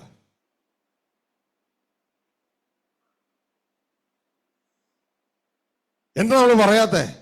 ഇതാ ന്യൂ ഇയറിന്റെ നമ്മുടെ പാട്ട്, ന്യൂ ഇയറിലെ നമ്മുടെ പാട്ട്, സ്വർഗത്തിലെ കൊയറ് പാടുന്ന പാട്ട്. ആ പാട്ട് ഇവിടെ പാടി റെക്കോർഡിലായി. അത് നമ്മുടെ സഹോദരങ്ങൾ അത് ഫേസ്ബുക്കിലൂടെ യൂട്യൂബിലൂടെ ഒക്കെ വാട്സപ്പ് ഗ്രൂപ്പിലൊക്കെ ഡിസ്ട്രിബ്യൂട്ട് ചെയ്തു. ഞാനൊരു വാട്സപ്പ് ഗ്രൂപ്പ് നോക്കുമ്പോൾ ഈ പാട്ട് നമ്മുടെ ആരോ അതിൽ ഷെയർ ചെയ്തിട്ടുണ്ട്. അപ്പോൾ ഒരു പാസ്റ്റർ എന്ന് പറയുന്ന ഒരു വ്യക്തി, അദ്ദേഹത്തെ പാസ്റ്റർ എന്ന് ഞാൻ പറയുന്നില്ല, അതാ ഡൂപ്പ് സാധന, അദ്ദേഹം ഇത് കണ്ടിട്ട് ഇതിനെതിരെ തെറി വിളിക്കുക. കുറെ വട്ടന്മാര് ചേർന്ന് അത് വീണ്ടും പാടി വട്ടം പാട്ടുണ്ടാക്കി. അപ്പൊ ഇതിലുള്ള ബാക്കിയുള്ളതൊക്കെ പാസ്റ്റർമാരാ, നല്ലൊരു ഭാഗം. ഒരെണ്ണം പോലും ഇയാൾക്കെതിരെ ഒരു കാര്യം അതിൽ സജസ്റ്റ് ചെയ്തില്ല. മനസ്സിലായോ? ദൈവമാണ് മോനെ, എൻ്റെ അപ്പൻ, ഇതെന്താണ് അതിന്റെ കുഴപ്പം എന്ന് ചോദിക്കാൻ അതിൽ ഒരുവൻ പോലും ഇല്ലായിരുന്നു. അതിന്റെ അർത്ഥം ഇവര് ജീവിതം കൊണ്ട് ദൈവമല്ല ഇവരുടെ യജമാനൻ, വാക്കുകൊണ്ട് ക്രിസ്തു അവരുടെ യജമാനൻ, എന്നാൽ ജീവിതം കൊണ്ടല്ല. മനസ്സിലായോ? സത്യത്തിന് സാക്ഷി നിൽക്കേണ്ടതാമോ പേടിച്ച് മിണ്ടാതിരിക്കുക. വാഗൊണ്ട് യേശു വലിയവനാ. പക്ഷെ സ്വർഗത്തിൽ സ്വർഗീയ പിതാവും ക്രിസ്തു ഒരുമിച്ച് നിൽക്കുന്ന ആ സദസ്സിൽ സ്വർഗീയ കൊയറ് പാടുന്ന പാട്ട് ഈ ഭൂമിയിൽ പാടുമ്പോ, നമ്മളുടെ ഭാവിയെ കുറിച്ച് പറയുമ്പോ അത് അങ്ങനെയാണെന്ന് പറയാൻ ഒരുവനും ധൈര്യമില്ല, നട്ടല്ലില്ല. ജീവിതം കൊണ്ട് വേണം, ജീവിതം കൊണ്ട് വേണം ദൈവമാണ് എൻ്റെ യജമാനൻ എന്ന് പ്രഖ്യാപിക്കാൻ. ചുമ്മാ വാഗൊണ്ടല്ല. ഇതാ യേശു കാണിച്ചത്. യേശു ഭൂമിയിൽ വന്ന് അത് ആസിറ്റിസ് വിളമ്പിയപ്പോ യഹൂദന്മാർക്ക് ഇഷ്ടപ്പെട്ടില്ല. സ്വന്തമായ ഒരാളെ തള്ളിക്കളഞ്ഞു. ക്രൂശിക്കേ ക്രൂശിക്കേ എന്ന് ആർത്തു. ഹല്ലേലൂയ. തലേ ആഴ്ചയിൽ ഓശാന പാടിയവരൊക്കെ ഇതാ അവരെ ക്രൂശിക്കെന്നും പറഞ്ഞു വിളിച്ചു പറയാൻ തുടങ്ങി. എൻ്റെ പ്രിയ സഹോദരങ്ങളെ, മനസ്സിലാക്കുക, നമ്മുടെ ജീവിതം കൊണ്ടാണ്. ദൈവമാണ് എൻ്റെ കർത്താവ് എന്ന് പറയുന്നത്. ദൈവ വിഷയങ്ങളുടെ നടുവിൽ ഇത്രയും സമൂഹം എതിർക്കുമ്പോ, ഏത് സമൂഹം? ജാതീയ സമൂഹമല്ല, ക്രിസ്തീയ സമൂഹം എതിർക്കുമ്പോൾ ഇവരുടെ എല്ലാം മുമ്പിൽ ഒരു വെല്ലുവിളി എന്ന് അവർ പറയത്തക്ക വേണം, ഞാനല്ല, അവർ പറയത്തക്ക വേണം. അവരോട് ചോദിക്കുന്നുണ്ട്, വിശുദ്ധ ബൈബിളിൽ ഇല്ലാത്ത ഒരു കാര്യം പറഞ്ഞാൽ നിങ്ങൾക്ക് എന്നെ ചോദ്യം ചെയ്യാം. ഒരു കാര്യം പറഞ്ഞാൽ നിങ്ങൾക്ക് എന്നെ ചോദ്യം ചെയ്യാം. അനാസിറ്റീസ് ഈ കാര്യങ്ങൾ അറിയിക്കുന്നത്. ഹല്ലേലൂയ. എങ്ങനെ ചോദ്യം ചെയ്യാൻ? ചുമ്മാ ചോദ്യം ചെയ്യല്ല, ബൈബിളിലെ വചനം കാണിക്കണം. ഇന്ന വചനം കൊണ്ട് അങ്ങനെയല്ലല്ലോ. ഇല്ല, നമ്മൾ സത്യത്തിന് സാക്ഷി നിൽക്കുക. നമുക്ക് ഈ ഭൂമിയിൽ നിൽക്കുന്നത് ഒന്നുമില്ല, ഇവിടെ നിൽക്കുന്ന ഒരു നഗരവുമില്ല. ദൈവരാജ്യം മാത്രമേ നിൽക്കുന്നതായുള്ളൂ. നിൽക്കുന്നതൊന്നേയുള്ളൂ, ഇളകാത്ത രാജ്യമാ, എൻ സ്വന്ത ഭവനമാ, ദൈവത്തിൻ രാജ്യമേ. അപ്പൊ എന്തുമാത്രം നിൽക്കുള്ളൂ? ദൈവരാജ്യം, ദൈവത്തിന്റെ അതോറിറ്റി, പിതാവിന്റെ അതോറിറ്റിക്ക് കീഴിലുള്ളത് മാത്രമേ നിൽക്കുകയുള്ളൂ. ആ അതോറിറ്റിക്ക് കീഴിലാണ് പുത്രൻ, ആ പുത്രന്റെ കീഴിലാണ് നാം. ഇത് തിരിച്ചറിഞ്ഞ് നാം ജീവിക്കുക. ഇപ്പൊ ശ്വാസം തീരും. ഇപ്പൊ നമ്മൾ സപ്പോർട്ട് ചെയ്യുന്നവരും സപ്പോർട്ട് ചെയ്യാത്തവരും എല്ലാവരും മണിരടിയിൽ പോകും. ആരും ഉണ്ടാകത്തില്ല. എന്നാൽ ഇവിടെ ക്രിസ്തുവിന്റെ ന്യായാസനത്തിന് മുമ്പാകെ നമ്മൾ ഏകമായി നിൽക്കേണ്ടി വരും. അവിടെ നമ്മുടെ കൈയും കാലും ഒക്കെ ബലപ്പെട്ടിരിക്കണം. ഹല്ലേലൂയ. നമ്മളല്ല ഇനി ജീവിക്കേണ്ടേ, നമ്മളിവിടെ ക്രിസ്തു ജീവിക്കണോ? ക്രിസ്തു അല്ല, ക്രിസ്തുവിൽ പിതാവ് ജീവിക്കുന്നു. ചുരുക്കി പറഞ്ഞാൽ ക്രിസ്തുവിലുള്ള നമ്മളിലൂടെ സ്വർഗസ്ഥ പിതാവ് ഭൂമിയിൽ ജീവിക്കുന്നു. ഇമ്മാനുവേൽ, ദൈവം മനുഷ്യരോടുകൂടെ. അപ്പൊ അതിന് തടസ്സമായിട്ട് നമ്മളുടെ ബുദ്ധിമോശമായ പ്രവൃത്തികൾ കടന്നു വന്നിട്ട് അതിന് തടസ്സം സൃഷ്ടിക്കരുത്. ദൈവത്തിന്റെ പ്രവൃത്തികൾക്ക് തടസ്സം സൃഷ്ടിക്കരുത്. വിശുദ്ധ പൗലോസ് പറയുന്നുണ്ട്, പലയിടത്തും ഉപദ്രവം അനുഭവിക്കുന്നു, പല വിഷയങ്ങൾ സംഭവിക്കുന്നു, പലരും കള്ളന്മാരെന്നും കൊള്ളന്മാരെന്നൊക്കെ പറയുന്നു, പലരും എതിർത്ത് വരുന്നു. പക്ഷെ ഞങ്ങൾ ഇതിന്റെ മുമ്പിൽ ഒരു കാര്യം ചെയ്യുന്നു, ശുശ്രൂഷയ്ക്ക് ഒരു വിധത്തിലും ആക്ഷേപമില്ലാതിരിപ്പാൻ ഇതെല്ലാം സഹിക്കുന്നു. അപ്പൊ എന്താ ചെയ്യണേ? ശുശ്രൂഷയ്ക്ക് ഒരു വിധത്തിലും തടസ്സം ഉണ്ടാകരുത്, ആക്ഷേപം ഉണ്ടാകരുത്. ഞങ്ങൾ എന്തും പറഞ്ഞു, പക്ഷെ ദൈവം ഞങ്ങളിലൂടെ ജീവിക്കുന്നത്, അതാണ് ശുശ്രൂഷ. ദൈവം നമ്മളിലൂടെ ജീവിക്കുന്നു, നമ്മൾ അതിന് സാക്ഷി നിൽക്കുന്നു. ഞാൻ വീട്ടിൽ പോയിട്ട് ദൈവസന്നിധിയിൽ മുട്ടുമടക്കും, എപ്പോഴും എന്ത് കഴിഞ്ഞാലും. എന്നിട്ട് ഞാൻ എന്താ നോക്കണേ? ക്രിസ്തു എന്നിലൂടെ ജീവിച്ചതിന് ഞാൻ സാക്ഷിയായിരുന്നു. അതിന്റെ പേരാ ക്രിസ്തുവിന് സാക്ഷി എന്ന് പറയുന്നത്. മനസ്സിലായോ? അല്ലാണ്ട് ബൈബിൾ ഇങ്ങനെ കയ്യിൽ വെച്ചിട്ട് ഇതിന് സാക്ഷിയൊക്കെ ആട്ടോ, കഴിഞ്ഞ ആഴ്ച എൻ്റെ ദൈവം എനിക്ക് നല്ലവനും വിശ്വസ്തനും ആയിരുന്നു, ഇതല്ല ഉദ്ദേശിക്കണേ. ക്രിസ്തു നമ്മളിൽ ജീവിക്കുന്നു, നമ്മളത് നോക്കി കാണുന്നു, സാക്ഷിയായി. പിടുത്തം കിട്ടിയ? ഇതാ പൗലോസ് പറയുന്നത്, ഇനി ഞാനല്ല, ക്രിസ്തു എന്നിൽ ജീവിക്കുന്നു. അപ്പൊ പൗലോസ് എന്തായി? ക്രിസ്തുവിന് സാക്ഷിയായി. ക്രിസ്തു ജീവിക്കുന്നത് ഏതിലൂടെ? തന്റെ ശരീരത്തിലൂടെ. പിടുത്തം കിട്ടിയ? അതിന് സാക്ഷിയായി തീരണം നമ്മൾ. ഹല്ലേലൂയ. ഇത് വ്യക്തതയോടെ നാം മനസ്സിലാക്കണം. അല്ലാണ്ട് നമ്മളുടെ സ്വന്തം പ്രയത്നം കൊണ്ട് എന്തോ പരിപാടി നടത്തതല്ല. ദൈവം നമ്മളിൽ ജീവിപ്പാനും നമ്മളിലൂടെ ജീവിപ്പാനും നാം ക്രിസ്തുവിൽ വസിക്കണം.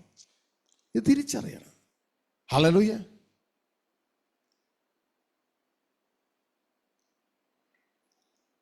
ദൈവത്തിന്റെ വചനം ക്രിസ്തുവിനെ കുറിച്ച് പറയുകയാണ്. നസ്രായനായ യേശുവിനെ, അപ്പോസ്തലർ 10:38 തോന്നുന്നു, ദൈവം തന്റെ ആത്മാവ് നിറച്ചിട്ട് ദൈവം ക്രിസ്തുവിൽ വസിച്ച് ദൈവം അവനിലൂടെ അത്ഭുതങ്ങളും അടയാളങ്ങളും ചെയ്തു. വായിച്ചേ. അപ്പോസ്തലപ്രവൃത്തി 10:38. നസ്രയനായ യേശുവിനെ ദൈവം പരിശുദ്ധാത്മാവിനാലും ശക്തിയാലും അഭിഷേകം ചെയ്തതും ദൈവം അവനോട് കൂടെ ഇരുന്നതുകൊണ്ട് അവൻ നന്മ ചെയ്തും പിശാച് ബാധിച്ചവരെയൊക്കെയും സൗഖ്യമാക്കിയും കൊണ്ട് സഞ്ചരിച്ചതുമായ വിവരം തന്നെ നിങ്ങൾ അറിയുന്നുവല്ലോ. മനസ്സിലായോ? ദൈവം കൂടെ ഇരുന്ന് ഈ പരിപാടി ചെയ്യണേ. പിടുത്തം കിട്ടിയ ഇതാണ് ക്രിസ്തു 14:10 പറയണേ, പിതാവ് എന്നിൽ വസിച്ച് എന്നിലൂടെ അങ്ങ് പ്രവർത്തിക്കുകയാണെന്നേ. പിടുത്തം കിട്ടിയ അപ്പൊ യേശു ക്രിസ്തു ആർക്ക് സാക്ഷിയായിരുന്നു? പിതാവിന് സാക്ഷിയായിരുന്നു. പിതാവിന്റെ പ്രവൃത്തികൾക്ക് യേശു സാക്ഷിയായിരുന്നു. വായിച്ചേ യോഹന്നാൻ 14:10. പിതാവ് എന്നിൽ വസിച്ചുകൊണ്ട് തന്റെ പ്രവൃത്തി ചെയ്യുന്നു. കണ്ടോ? പിതാവ് എന്നിൽ വസിച്ച് പിതാവിന്റെ പ്രവൃത്തി ചെയ്യുന്നു. അപ്പോ യേശു നിന്നു കൊടുക്കുന്നു, തന്റെ ശരീരം മുഴുവൻ അതിനായി ഏൽപ്പിച്ചു കൊടുക്കുന്നു. അപ്പൊ ഈ പിതാവിന് ആര് സാക്ഷിയായി? യേശു സാക്ഷിയായി. ഇനി അങ്ങനെ പിതാവ് വസിക്കുന്ന യേശു നമ്മളിൽ വസിക്കുന്നു. മനസ്സിലായോ? നമ്മളിൽ വസിക്കുന്നു. ഇനി നമ്മളിലൂടെ ആ യേശു പ്രവർത്തിക്കുന്നതിന് ആര് സാക്ഷിയാവുന്നു? നമ്മൾ സാക്ഷിയാകുന്നു. ഇതാണ് ഗലാത്യ ലേഖനം 2:20 വിശുദ്ധ പൗലോസ് പറയുന്നത്, ഞാൻ മരിച്ചുപോയി, ഇനി ഞാനല്ല, ക്രിസ്തുവാണ് എന്നിൽ ജീവിക്കുന്നത്. അതിന് ഞാൻ സാക്ഷിയാ. ക്രിസ്തു എന്നിലൂടെ ജീവിക്കുക. പിടുത്തം കിട്ടിയോ? വായിച്ചേ ഗലാത്യർ 2:20.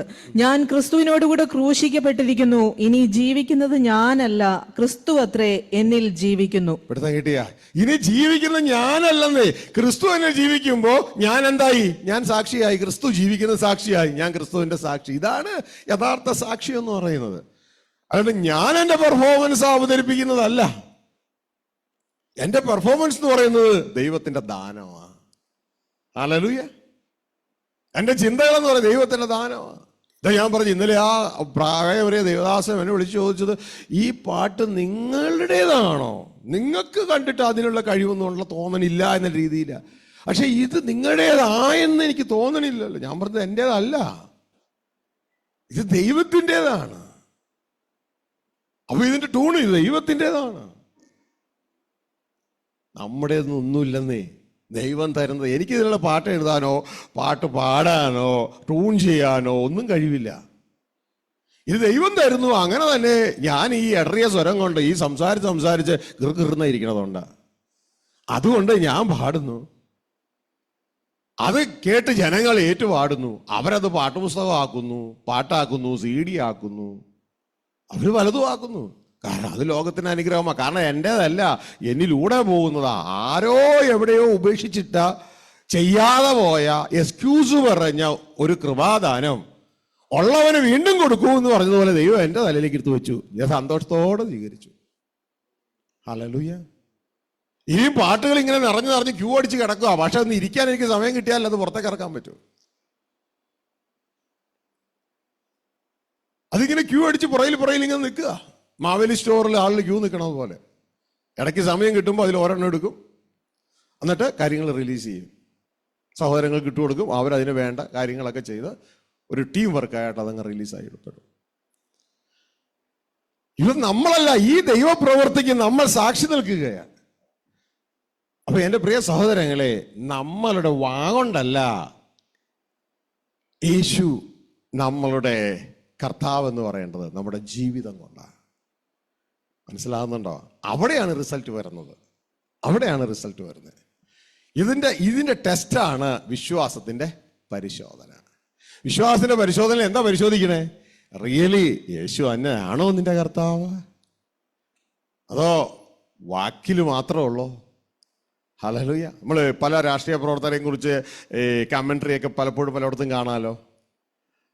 അത് ഇന്നയാളുടെ വാക്ക് പോലെയാ. ഏതെങ്കിലും രാഷ്ട്രീയ പ്രവർത്തകന്റെ പേരിട്ടിട്ട് അത് ഇന്നയാളുടെ വാക്ക് പോലെ. അതിന്റെ അർത്ഥം അവർ വാക്ക് പറയത്തേ ഉള്ളൂ, ചെയ്യത്ത് ഇല്ല എന്നൊരു ജനറൽ. അതായത് ഇലക്ഷൻ വരാൻ നേരത്തെ കുറേ വാക്കുകൾ ഇങ്ങനെ പറയും, ഞാൻ അത് ചെയ്യും ഇത് ചെയ്യും എന്നൊക്കെ, പക്ഷെ ചെയ്യത്തില്ല എന്നത് പോലെയാണ് നമ്മളിൽ ബഹുഭൂരിപക്ഷവും. അങ്ങനെയാകരുത്. ജീവിതം കൊണ്ട് യേശു നമുക്ക് ആരാകണം? കർത്താവായി തീരണം. അപ്പം ഇത് വ്യക്തതയോടെ പറയുവാനായിട്ട് ഇടയാകണം. അപ്പോൾ നമ്മളൊന്ന് ദാസന്മാരാകരുത്. കടം മേടിച്ചാൽ ആ കടം മേടിക്കുന്നവൻ, കടം കൊടുക്കുന്നവന് ദാസനായിരിക്കണം. ഇനി മറ്റൊന്ന്, ഉള്ളത് കൊണ്ട് തൃപ്തിപ്പെട്ട് ജീവിക്കാൻ പഠിക്കണം. ശ്രദ്ധിക്കുക, ഉള്ളത് കൊണ്ട് തൃപ്തിപ്പെട്ട് ജീവിക്കാൻ പഠിക്കുക. അധികത്തിലേക്ക് തിരിയരുത്. വായിച്ചേ ഹെബ്രായ ലേഖനം 13-ാം അധ്യായം അതിൻ്റെ 5-ാം വാക്യം. നിങ്ങളുടെ നടപ്പ് ദ്രവ്യാഗ്രഹമില്ലാത്തതായിരിക്കട്ടെ, ഉള്ളതുകൊണ്ട് തൃപ്തിപ്പെടുവിൻ. കേട്ടോ, എന്ത് ചെയ്യണം? ഉള്ളത് കൊണ്ട് തൃപ്തിപ്പെടണം. ഉള്ളത് കൊണ്ട് തൃപ്തിപ്പെടണം. പറഞ്ഞേ, ഉള്ളത് കൊണ്ട് തൃപ്തിപ്പെടണം.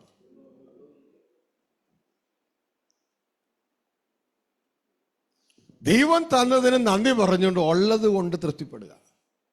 അപ്പൊ ഈ വക കാര്യങ്ങൾ നമ്മളൊന്ന് ശ്രദ്ധിച്ചു കഴിഞ്ഞാൽ, അതെ എനിക്ക് 5 അടിയേ ഉള്ളൂ, മതി, എനിക്ക് മതി, അത് മതി, ദൈവം തന്നാലേ അത്ര ഉള്ളൂ, അത്ര മതി.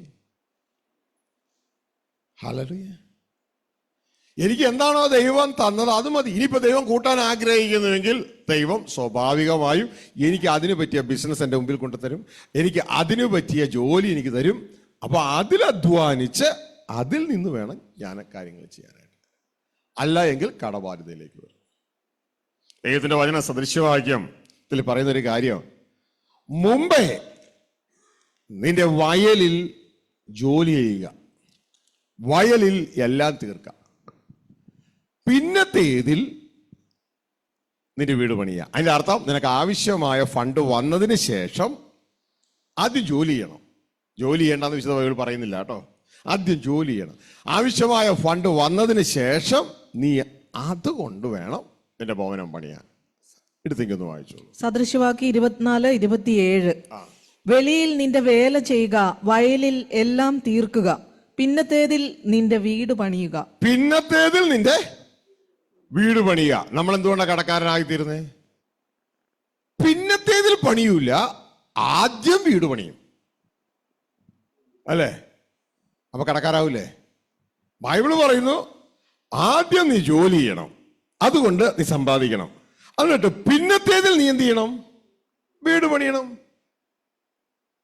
പക്ഷെ നമ്മൾ ഈ പ്രിൻസിപ്പിൾ അല്ല വെക്കണം. നമ്മൾ ലോകത്തിന്റെ രീതി എടുത്തിട്ട് ആദ്യമേ വീട് പണിയും. പൈസ ഒന്നും കയ്യിലില്ലാത്തപ്പോ ആദ്യമേ വീട് പണിയും. എങ്ങനെയാ വീട് പണിയണേ? കടം എടുക്കും. അപ്പൊ കടക്കാരനായത് മനസ്സിലായ? കടം എടുക്കും. കടം എടുത്തിട്ട് ആദ്യമേ വീട് പണിയും, എന്നിട്ട് കുറെ ഓട്ടക്കുടങ്ങൾ ഉണ്ടാക്കും. എടുത്ത പൈസക്കൊക്കെ എന്തുണ്ട്? ഇൻട്രസ്റ്റ് ഉണ്ട്, പലിശ ഉണ്ട്, അല്ലേ? ആ പലിശകളൊക്കെ നിങ്ങളുടെ ഇൻകം വരുന്നത് ചോർന്നു പോകുന്ന ഓട്ടകളാണ്, ഹോളുകളാണ്. അതൊക്കെ ഉണ്ടാകും. മാത്രമല്ല നിങ്ങളുടെ ജീവിതം റിസ്കായി. കാരണം ഈ യാത്രക്കിടയിൽ പെട്ടെന്ന് എന്തെങ്കിലും നിങ്ങൾക്ക് സംഭവിച്ചു, നിങ്ങളുടെ 2 കാലും ഒടിഞ്ഞുപോയി. നിങ്ങളുടെ ഭാര്യയും കുഞ്ഞുങ്ങളും ഒക്കെ എല്ലാം റിസ്കായില്ലേ? നിങ്ങൾക്ക് പണിക്ക് പോകാൻ പറ്റത്തില്ല. സാലറി കിട്ടിയാലല്ലേ ഈ ഓട്ടക്കുടത്തിലേക്ക് ഇടാൻ പറ്റൂ, അല്ലേ?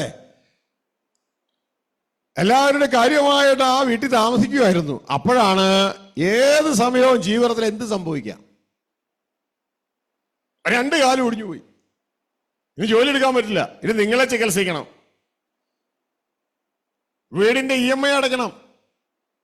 EMI മാത്രം പോരാ, ഇൻട്രസ്റ്റ് അടയ്ക്കണം. 1 മാസം സംഭവം വന്നില്ലെങ്കിൽ, അടച്ചില്ലെങ്കിൽ നോട്ടീസ് വരും. അടുത്ത മാസം ആള് വീട്ടിൽ വരും. പിന്നെ അവർ നിരന്തരം വരും. പിന്നെ അവരെ വന്ന് ഭീഷണിപ്പെടുത്താൻ തുടങ്ങും.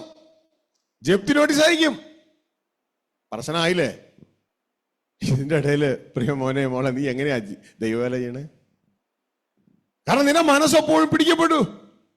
എപ്പോഴാണ് അവർ വരുന്നത്? ആ ഫോൺ വിളിക്കുന്നു, ദൈവമേ, റിങ് ചെയ്യുന്നു. കണ്ടോ, ഭയകത്ത് കയറിയുന്നുണ്ടോ? റിങ് ചെയ്യണം. അയ്യോ, അവളായിരിക്കും, അവനായിരിക്കും, അയ്യോ ബാങ്കിൽ നിന്നായിരിക്കും. കണ്ടോ, മൊത്തം മൈൻഡ് അസ്വസ്ഥമായി. എൻ്റെ മക്കളെ, ഇങ്ങനെ ആ ഒരു ലൈനിൽ നമ്മൾ പോകാതിരിപ്പാൻ ദൈവത്തിന്റെ വചനത്തിന്റെ ഭാഗം ശ്രദ്ധിക്കുക. ഭാവിക്കേണ്ടതിന് മുകളിൽ ഭാവിച്ചു വരുന്നത് ഉള്ളത് കൊണ്ട് തൃപ്തിപ്പെടുക. നമ്മൾ ശ്രദ്ധിക്കണം. ശ്രദ്ധിച്ചില്ല എങ്കിൽ കാര്യം നടക്കത്തില്ല.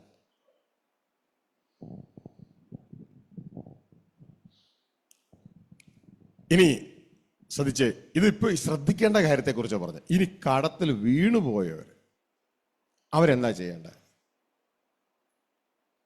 കടത്തിൽ വീണുപോയവർ ഫസ്റ്റ് ചെയ്യേണ്ട കാര്യം, നിങ്ങളുടെ ജീവിതം വചനപ്രകാരം ഡിസിപ്ലിൻ ചെയ്യാൻ ദൈവത്തെ നിങ്ങളുടെ സോഴ്സ് ആക്കുക. വചനപ്രകാരം ഒന്ന് ഡിസിപ്ലിൻ ചെയ്യണം. ഡിസിപ്ലിൻ എന്നുള്ളതിൻ്റെ മലയാളം വേർഡ് എന്താ സിനിമേ? ആ വചനപ്രകാരം ഒരു അച്ചടക്ക ജീവിതത്തിനായി ദൈവത്തെ നമ്മുടെ സോഴ്സ് ആക്കുക. അതായത് ദൈവരാജ്യത്തിൽ ജീവിപ്പാൻ തീരുമാനമെടുക്കുക. ആര് പറഞ്ഞതുപോലെ? യേശുക്രിസ്തു പറഞ്ഞതുപോലെ, എല്ലാം കഴിഞ്ഞ് സമയമുള്ളപ്പോൾ മോനെ നീ ദൈവരാജ്യം അന്വേഷിക്കാന്ന് യേശു പറഞ്ഞില്ലായിരുന്നോ? പറഞ്ഞില്ലേ? അല്ല, ദൈവരാജ്യം എന്നുള്ള വാക്കുപോലും നീ മിണ്ടണ്ടെന്ന് യേശു പറഞ്ഞില്ലേ? അല്ല, ദൈവരാജ്യം എന്ന കാര്യം നീ പ്രസംഗിക്കുകയും കൂടി വേണ്ടെന്ന് പറഞ്ഞില്ലേ? ദൈവരാജ്യം വരാൻ നീ പ്രാർത്ഥിക്കുക വേണ്ട എന്ന് യേശു പറഞ്ഞില്ലേ? ഒന്നും പറഞ്ഞില്ല. യേശു പറഞ്ഞത്, നീ പ്രാർത്ഥിക്കുമ്പോൾ ദൈവരാജ്യം വരാൻ പ്രാർത്ഥിക്കണം, നീ പ്രസംഗിക്കുമ്പോൾ ദൈവരാജ്യം വരുന്നു എന്ന് പ്രസംഗിക്കണം, നീ അന്വേഷിക്കേണ്ടത് ദൈവരാജ്യമായിരിക്കണം. കേട്ടോ? അപ്പോ അതാദ്യം കൊണ്ടുവരണം. ദൈവത്തെ നിന്റെ സോഴ്സ് ആക്കണം. യേശു ക്രിസ്തുവിനെ നിന്റെ റിസോഴ്സ് ആക്കണം. മനസ്സിലാവുന്നുണ്ടോ? ഹല്ലേലൂയ. കറക്റ്റ് ആക്കി ജീവിതം കൊണ്ടുവരണം, അച്ചടക്കത്തിൽ കൊണ്ടുവരണം. അത് ആരാണ്ടും എന്താണ്ടും പറഞ്ഞെന്നും പറഞ്ഞ് പോകരുത്. സോഴ്സ് എന്ന് പറഞ്ഞാൽ കാരണഭൂതൻ. എല്ലാം നല്ല ദാനവും തികഞ്ഞവരൊക്കെയും ഉയരത്തിൽ നിന്ന് വെളിച്ചങ്ങളുടെ പിതാവിൽ നിന്ന് ആരംഭിക്കുന്നു. വായിച്ചേ യാക്കോബ് 1:17. കാരണഭൂതൻ. എല്ലാ നല്ല ദാനവും തികഞ്ഞ വരമൊക്കെയും ഉയരത്തിൽ നിന്ന് വെളിച്ചങ്ങളുടെ പിതാവിങ്കിൽ നിന്ന് ഇറങ്ങി വരുന്നു. ആമേൻ. അപ്പൊ എവിടെ നിന്നാ എല്ലാം തുടങ്ങണേ? ആദ്യം തിരിച്ചറിയണം, എല്ലാം തുടങ്ങുന്നത് സ്വർഗസ്ഥ പിതാവിൽ നിന്നാണ്. ഹല്ലേലൂയ. എല്ലാം തുടങ്ങുന്നത് സ്വർഗസ്ഥ പിതാവ്. ഈ സ്വർഗസ്ഥ പിതാവിന്റെ അതോറിറ്റിയാണ് ദൈവരാജ്യം. ആ ദൈവരാജ്യത്തിന്റെ കീഴിലേക്ക് വരണം.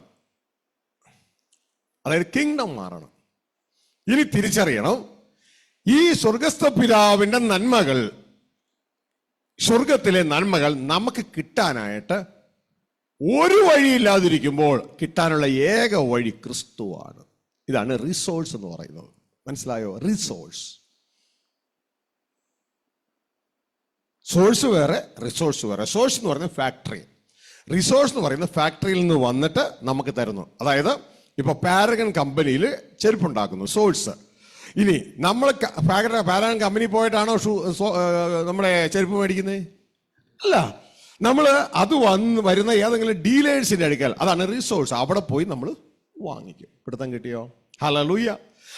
അതായത് ഡിസ്ട്രിബ്യൂട്ടർ ഉണ്ട്, ഡീലർ ഉണ്ട്, അവിടെയാണ് നമ്മൾ വാങ്ങിക്കാൻ പോകുന്നത്. ഇനി ഈ സ്വർഗത്തിലെ ഈ നന്മകളൊക്കെ നമുക്ക് കിട്ടുന്നത് ക്രിസ്തു യേശുവിലൂടെയാണ്.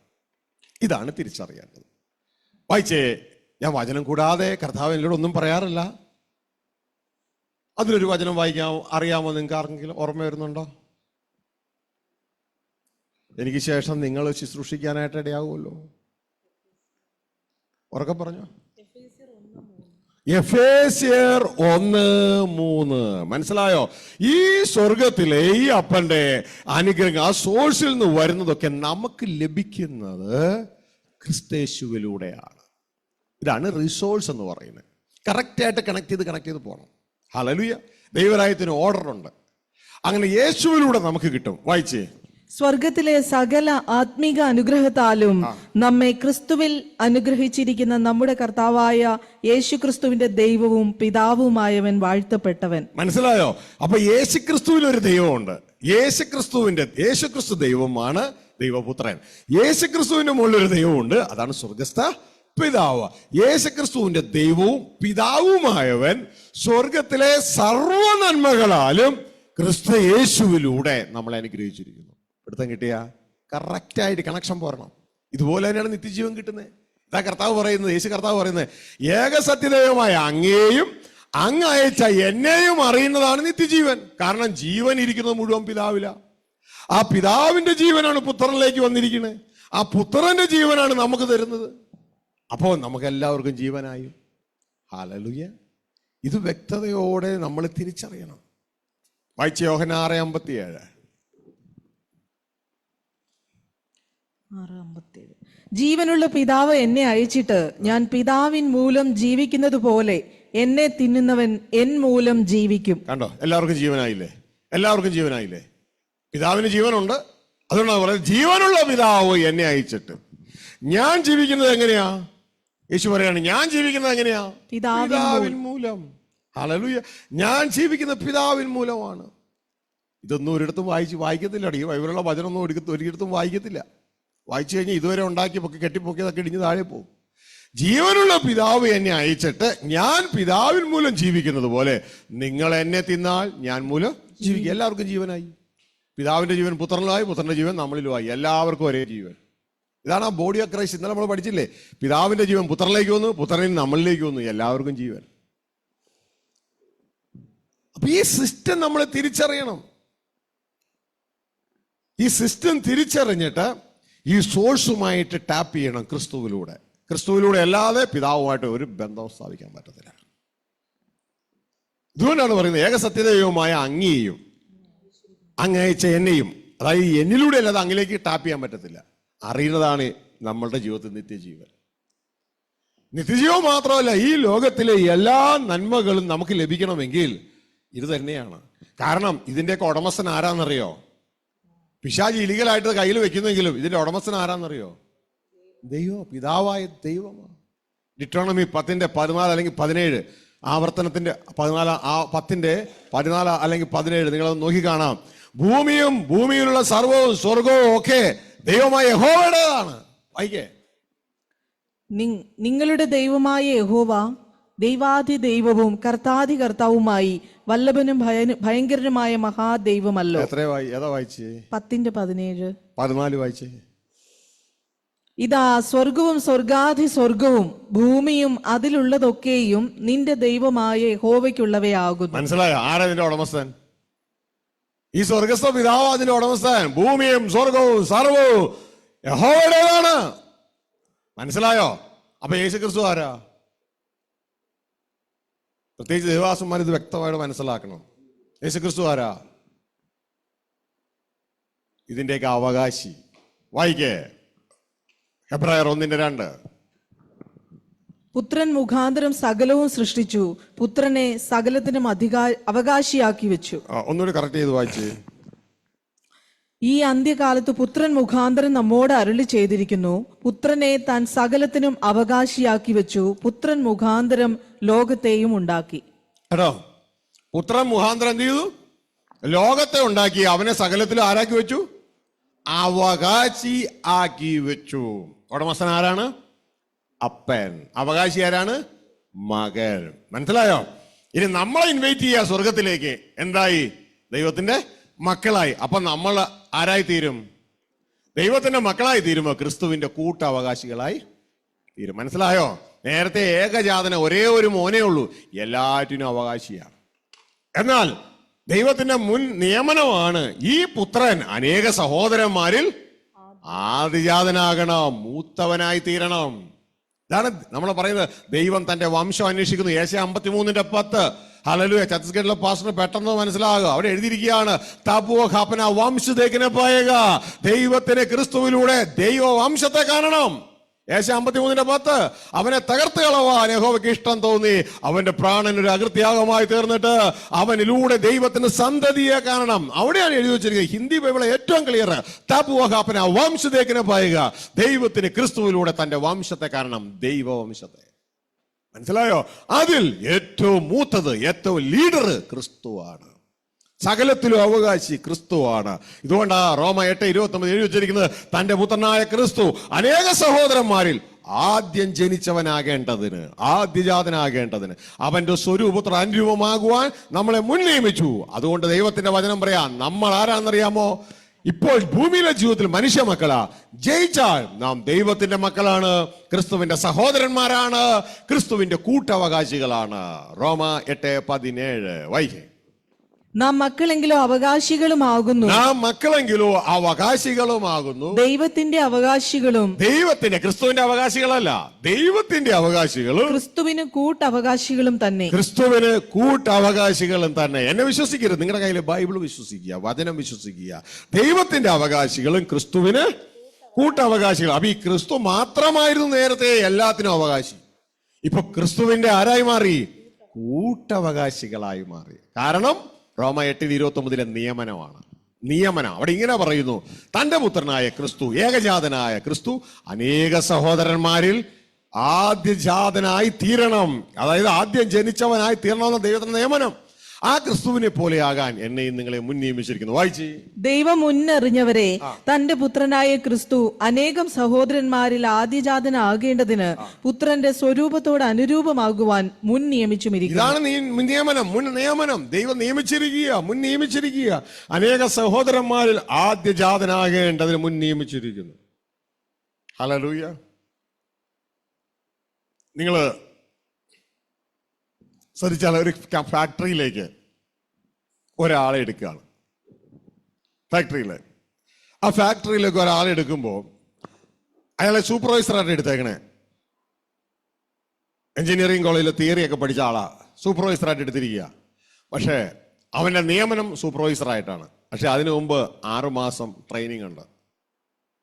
ഈ ട്രെയിനിങ് സക്സസ്ഫുൾ ആയിട്ട് പാസ്സായാൽ അവന്റെ മുൻ നിയമനമാണ് അവിടുത്തെ സൂപ്പർവൈസർ. മനസ്സിലായോ? ഇതേപോലെ ഈ ഭൂമിയിൽ നമ്മുടെ ജീവിതം, യേശു കർത്താവ് രക്ഷകനായി നമ്മുടെ ജീവിതം ട്രെയിനിങ് ആണ്. ഈ ട്രെയിനിങ്ങിൽ ജയിച്ചാൽ ജയിക്കുന്നവൻ ദൈവത്തിന്റെ മകൻ, ക്രിസ്തുവിന് സഹോദരൻ. ഇതുകൊണ്ടാണ് ദൈവവചനം പറയുന്നത് ക്രിസ്തു നമ്മളെ സഹോദരന്മാർന്ന് വിളിക്കാൻ ലജ്ജിക്കുന്നില്ല. വളരെ വ്യക്തമായിട്ടാണ് പറയുന്നത്. ഇതിലല്ല, ഈ സൃഷ്ടിപ്പിലല്ല, പുതിയ സൃഷ്ടിപ്പിൽ സഹോദരന്മാർന്ന് വിളിക്കാൻ ലജ്ജിക്കുന്നില്ല. കാരണം ദൈവത്തിന്റെ ഡിസൈൻ അതാ, ദൈവം നിയമിച്ചിരിക്കുന്നതാ. തന്റെ പുത്രനായ ക്രിസ്തു, ഏകജാതനായ ക്രിസ്തു അനേക സഹോദരന്മാരിൽ ആദ്യം ജനിച്ചവനായി തീരേണ്ടതിന് അവന്റെ സ്വരൂപത്തോട് അനുരൂപമാകുവാൻ ദൈവം നമ്മളെ മുൻ നിയമിച്ചിരിക്കുന്നു. ഇതാണ് പറയുന്നത് ഹെബ്രായ ലേഖനം 2-ാം അധ്യായം 11-ാം വാക്യത്തിൽ പറയുന്നത്. യേശുവിന് യാതൊരു ലജ്ജയുമില്ല നമ്മളെ സഹോദരന്മാർന്ന് വിളിക്കാൻ. കാരണം പിതാവ് നിശ്ചയിച്ചത് അതാണ്. വായിക്കുക, വിശുദ്ധീകരിക്കുന്നവനും വിശുദ്ധീകരിക്കപ്പെടുന്നവർക്കും എല്ലാം ഒരുവനല്ലോ പിതാവ്. അത് ഹേതുവായി അവൻ അവരെ സഹോദരന്മാർ എന്ന് വിളിപ്പാൻ ലജ്ജിക്കാതെ. മനസ്സിലായോ? നമ്മളെ യേശു സഹോദരന്മാർന്ന് വിളിക്കാൻ ലജ്ജിക്കുന്നില്ല. പക്ഷെ നമുക്ക് തിരിച്ച് ലജ്ജയാ, നമുക്ക് ലജ്ജയാ. യേശുവിന് ലജ്ജയൊന്നുമില്ല. കാരണം യേശുവിന് അറിയാം തന്റെ അപ്പന്റെ പണി, അപ്പന്റെ പദ്ധതി എന്താണെന്ന്. കാരണം ഫാദേഴ്സ് ബിസിനസ്സിൽ അവസാനം നമ്മൾ മനുഷ്യമക്കളായി, നമ്മൾ ദൈവമക്കളായി മാറും. അതാണ് ദൈവത്തിന്റെ വചനം പറയുന്നത്. യേശുവിനെ കൈക്കൊണ്ട് യേശുവിന്റെ നാമത്തിൽ വിശ്വസിക്കുന്ന അവർക്കും ദൈവമക്കളാകാൻ ദൈവം അധികാരം കൊടുത്തു. അങ്ങനെ ദൈവമക്കളായി കഴിയുമ്പോൾ നമ്മളെ സഹോദരന്മാർന്ന് വിളിക്കാൻ ക്രിസ്തുവിന് യാതൊരു ലജ്ജയും ഇല്ല. ക്രിസ്തു വിളിക്കുന്ന അങ്ങനെയാ. പുതിയ സൃഷ്ടിയിൽ നമ്മളെ താൻ കാൽവരി ക്രൂശിലെ യാഗം കഴിഞ്ഞ ശേഷം താൻ വിളിക്കുന്നത് സഹോദരന്മാരെന്നാണ്. താഴേക്ക് വായിച്ച് 12, ഹെബ്രായ 2:12. ഞാൻ നിന്റെ നാമത്തെ, താഴേക്ക്, ഞാൻ നിന്റെ നാമത്തെ എന്റെ സഹോദരന്മാരോട് കീർത്തിക്കും. വീണ്ടും പറയാണ്, ഞാൻ നിന്റെ നാമത്തെ. അപ്പൊ നിന്റെ നാമത്തെ എന്റെ സഹോദരന്മാരെനിക്ക് പോയി പറയും. സഭാമധ്യേ ഞാൻ നിന്നെ സ്തുതിക്കും. ഹല്ലേലൂയ. ഇത് താൻ ക്രൂശിക്കപ്പെട്ടു. ഇതാ മഗ്ദലക്കാരത്തി മറിയ എതിരെ വരുമ്പോ മറിയോട് പോയി പറയാ, മറിയ നീ പോയി എന്റെ സഹോദരന്മാരോട് പറയണം. സഹോദരന്മാരെന്ന് വിളിക്കണേ, സഹോദരന്മാരോട് പറയണം. എന്താ പറയേണ്ടത്? ഞാൻ ഒരു സ്ഥലം വരെ പോവുക. എവിടെയാണ്? അപ്പനെ കാണാൻ പോവുക. ഏതപ്പൻ? എന്റെ അപ്പനും നിങ്ങളുടെ അപ്പനും. ഏത് ദൈവം? എന്റെ ദൈവവും നിങ്ങളുടെ ദൈവവും. അപ്പൊ യേശുക്രിസ്തുവിന്റെ ദൈവവും നമ്മുടെ ദൈവവും ഒരാളാണ്. യേശുക്രിസ്തുവിന്റെ അപ്പനും നമ്മുടെ അപ്പനും ഒരാളാണ്. നമ്മളെല്ലാം ദൈവവംശത്തിലേക്ക് ക്ഷണിക്കപ്പെട്ടിരിക്കുക, ദൈവത്തിന്റെ മക്കളായി. ഹല്ലേലൂയ. വായിച്ചേ 20:17. യോഹന്നാൻ 20:17. യേശു അവളോട്, എന്നെ തുടരുത്, ഞാൻ ഇതുവരെ പിതാവിന്റെ അടുക്കൽ കയറിപ്പോയില്ല. എങ്കിലും നീ എന്റെ സഹോദരന്മാരുടെ അടുക്കൽ ചെന്ന്. ആരുടെ അടുക്കൽ? എന്റെ സഹോദരന്മാരുടെ. ആരുടെ അടുക്കൽ? ഒന്നുകൂടി പറഞ്ഞേ. എന്റെ സഹോദരന്മാർ. അപ്പൊ യേശു നമ്മൾ എന്നാ വിളിക്കണേ? സഹോദരന്മാർ. എന്റെ സഹോദരന്മാരുടെ അടുക്കൽ ചെന്ന് എന്റെ പിതാവും നിങ്ങളുടെ പിതാവും എന്റെ ദൈവവും നിങ്ങളുടെ ദൈവവുമായവന്റെ അടുക്കൽ ഞാൻ കയറി പോകുന്നു എന്ന് അവരോട് പോയി എന്റെ സഹോദരന്മാരോട് പറയണം. അപ്പൊ എന്റെ ദൈവം തന്നെയാ നിങ്ങളുടെ ദൈവം, എന്റെ പിതാവ് തന്നെയാ നിങ്ങളുടെയും പിതാവ് എന്ന് പോയി എന്റെ സഹോദരന്മാരോട് പറയുക. ഹല്ലേലൂയ. ഇതും സാധാരണ ഒന്നും വായിക്കത്തില്ലേ? ബൈബിൾ വചനം എങ്ങും വായിക്കത്തില്ല. വായിച്ചു കഴിഞ്ഞാൽ ഇതുവരെ ഉണ്ടാക്കി കെട്ടിപ്പൊക്കിയാൽ കിടിഞ്ഞ് താഴെ പോകും. സത്യം പിശാച് മറയ്ക്കുക, അവന്റെ സ്പിരിച്വൽ പൊളിറ്റിക്കൽ അത് മറച്ചു കളയുക. നമ്മളെ വിളിച്ചിരിക്കുക സ്വർഗീയ വിളിക്ക് ഓഹരിക്കാരാ. നമ്മൾ വിളിച്ചിരിക്കുന്ന മക്കളെയാ വിളിച്ചിരിക്കുന്ന. കാൺമി എത്ര വലിയ സ്നേഹം പിതാവ് നമുക്ക് നൽകിയിരിക്കുന്നു. നാം ദൈവം മക്കളെന്ന് വിളിക്കപ്പെടാൻ, ക്രിസ്തുവിന്റെ സഹോദരന്മാരെന്ന്, ക്രിസ്തുവിന്റെ കൂട്ടവകാശികളെന്ന്. വിളിക്കപ്പെടാൻ. നിങ്ങൾ ശ്രദ്ധിച്ച് എബ്രായ ലേഖനം 2:11 എന്നാ പറഞ്ഞേ? എന്തുകൊണ്ടാണ് യേശു നമ്മളെ സഹോദരന്മാരെന്ന് വിളിക്കുന്നേ? അവിടെ ഒന്നുകൂടി വായിച്ചേ. എന്തുകൊണ്ടാണ് യേശു നമ്മളെ സഹോദരന്മാരെന്ന് വിളിക്കുന്നത്? ശ്രദ്ധിച്ച് കേട്ട്. വിശുദ്ധീകരിക്കുന്നവനും വിശുദ്ധീകരിക്കപ്പെടുന്നവർക്കും എല്ലാം ഒരുവനല്ലോ പിതാവ്. അത് ഹേതുവായി അവൻ അവരെ സഹോദരന്മാർ എന്ന് വിളിപ്പാൻ ലജ്ജിക്കാതെ. അപ്പൊ എന്തുകൊണ്ടാ സഹോദരന്മാരെന്ന് വിളിച്ചേ? അപ്പനൊന്നാണ്. കണ്ടോ, അപ്പനൊന്നാണ്. നിങ്ങൾ വീട്ടിൽ നിന്ന് പുറത്തേക്ക് ഇറങ്ങുമ്പോൾ നിങ്ങളുടെ വീട്ടിൽ ഒരു പോത്തുണ്ടെന്ന് വിചാരിക്കാം. പോത്ത് നിങ്ങൾക്ക് ഭയങ്കര ഇഷ്ടമാണ്. പോത്ത് യൂട്യൂബിലൊക്കെ ചില പോത്തിൻ്റെ ഒക്കെ പുറത്ത് ചില ഇരുന്നിട്ട് ഉമ്മ കൊടുക്കണൊക്കെ അതുപോലെയൊക്കെ വീഡിയോയൊക്കെ കാണാൻ പറ്റും. അപ്പോൾ പോത്ത് നിങ്ങൾ പുറത്തേക്ക് ഇറങ്ങുമ്പോൾ ആ പോത്തിൻ്റെ ഇങ്ങനെ പിടിച്ചിട്ട് ബ്രദറേ എന്ന് പറഞ്ഞ് കെട്ടിപ്പിടിക്കാറുണ്ടോ? ബ്രദറേ, മൈ ബ്രദർ പറയോ? എന്തുകൊണ്ടാണ് പറയാത്തെ? അതിൻ്റെ അപ്പനും എൻ്റെ അപ്പനും വേറെ വേറെയാ. പക്ഷെ അപ്പൻ ഒന്നാണെങ്കിലോ? അപ്പൻ ഒന്നായ സഹോദരൻ അപ്പുറത്തിരിക്കുന്നുണ്ട്. അവനെ എന്നാ വിളിക്കും? സഹോദര എന്ന് വിളിക്കും. കാരണം എന്താ? ഞങ്ങളുടെ അപ്പൻ ഒന്നാ. ഈ പോത്തിൻ്റെയും എൻ്റെ അപ്പൻ ഒന്നല്ല. ഇവിടെ യേശു പറയാണ് സഹോദര എന്ന് വിളിക്കാനുള്ള യേശുവിനെ കുറിച്ച് എഴുതിയിരിക്കുകയാണ്. സഹോദര എന്ന് വിളിക്കാനുള്ള കാരണം രണ്ടുപേരുടെ അപ്പൻ ഒരാളാണ്. ഒന്നൊരു വായിച്ചേ. വിശുദ്ധീകരിക്കുന്നവനാണ് യേശു. വിശുദ്ധീകരിക്കപ്പെടുന്നവരാണ് നമ്മൾ. എല്ലാം ഒരുവനല്ലോ പിതാവ്. എല്ലാം ഒരാളാണ് അപ്പൻ. മനസ്സിലായോ? ഇത് കാരണം നമ്മളെ സഹോദരന്മാരെന്ന് വിളിക്കാൻ ലജ്ജിക്കുന്നില്ല. അപ്പൊ നമ്മുടെ പൊസിഷൻ എന്നാന്ന് മനസ്സിലാക്കണം. ദൈവം നമുക്ക് വേണ്ടി ആഗ്രഹിക്കുന്ന പൊസിഷൻ. ഇന്ന് നമ്മുടെ പൊസിഷൻ സ്ലേവിന്റെ പൊസിഷനാ, ദ്രവിക്കുന്ന പൊസിഷനാ. ആദത്തിലാ, മരിച്ചു പോകും. എന്നാൽ ക്രിസ്തുവിലേക്ക് മാറി. ആദത്തിൽ എല്ലാവരും മരിക്കുന്നു, ക്രിസ്തുവിൽ എല്ലാവരും ജീവിപ്പിക്കപ്പെടും. നമ്മുടെ തലം മാറ്റിയെടുക്കുക. അപ്പൊ ഈ ഭാവി തിരിച്ചറിഞ്ഞിട്ട് നമ്മൾ എന്ത് ചെയ്യണമെന്നറിയാമോ? ഇനി ഭൂമിയിലെ സിസ്റ്റത്തിൽ ജീവിക്കരുത്. ഇനി നമ്മൾ സ്വർഗത്തിന്റെ സിസ്റ്റത്തിൽ ജീവിക്കണം. സ്വർഗത്തിലെ സകല ആത്മീയ അനുഗ്രഹത്താൽ നമ്മൾ അനുഗ്രഹിച്ചിരിക്കുന്നു. അത് ക്രിസ്തുവിലൂടെ നമുക്ക് കിട്ടും. അതെങ്ങനെ അവിടെ നിന്ന് ഇവിടെ എത്തിക്കാം എന്നുള്ള ചിന്ത എങ്ങനെ മനസ്സിലാക്കാം? അത് എത്തിക്കാൻ വേറെ വിഷയമൊന്നുമില്ല. ദൈവത്തെ നമ്മുടെ സോഴ്സ് ആക്കുക. ദൈവത്തിന്റെ വചനം പറയുന്നത് മുമ്പേ ദൈവരാജ്യം അന്വേഷിക്കുക. ദൈവത്തെ നിന്റെ സോഴ്സ് ആക്കുക. നിന്റെ സ്വയത്തിൽ നിന്ന് സ്റ്റാർട്ട് ചെയ്യാതിരിക്കുക. ദൈവത്തിന് സ്റ്റാർട്ട് ചെയ്യുക. വൈകിയാലും സ്റ്റാർട്ട് ചെയ്യാതിരിക്കുക. ദൈവത്തിന് സ്റ്റാർട്ട് ചെയ്യുന്നവരെ വെയിറ്റ് ചെയ്യുക. ദൈവത്തിൽ വെയിറ്റ് ചെയ്യുക. ദൈവത്തിൽ നിന്ന് ആരംഭിക്കുക. ഹല്ലേലൂയ. ദൈവം നിങ്ങളുടെ ഹൃദയത്തിൽ ചിന്തകൾ തരും. ആ ചിന്തകൾ പ്രകാരം മാത്രം മൂവ് ചെയ്യുക. വേറെ ആൾ പറഞ്ഞു, എക്സ് പറഞ്ഞു, ഇസഡ് പറഞ്ഞു, അയാൾ പറഞ്ഞോണ്ട് ഞാൻ അങ്ങനെ ചെയ്തു, ഇയാൾ പറഞ്ഞോണ്ട് ഇങ്ങനെ ചെയ്തു എന്ന് പറഞ്ഞു കഴിഞ്ഞാൽ നിങ്ങൾ അതിൻ്റെ ഭവിഷ്യത്ത് അനുഭവിക്കും. മനസ്സിലാവുന്നുണ്ടോ? ഹല്ലേലൂയ. കാരണം അവരും പറയണോണ്ടല്ല നമ്മൾ മൂവ് ചെയ്യണത്, ദൈവം പറയുന്നതാണ് മൂവ് ചെയ്യണത്. ഹല്ലേലൂയ. നിങ്ങൾ ബൈബിളിൽ ഇങ്ങനെ ഒരു വചനമില്ലേ?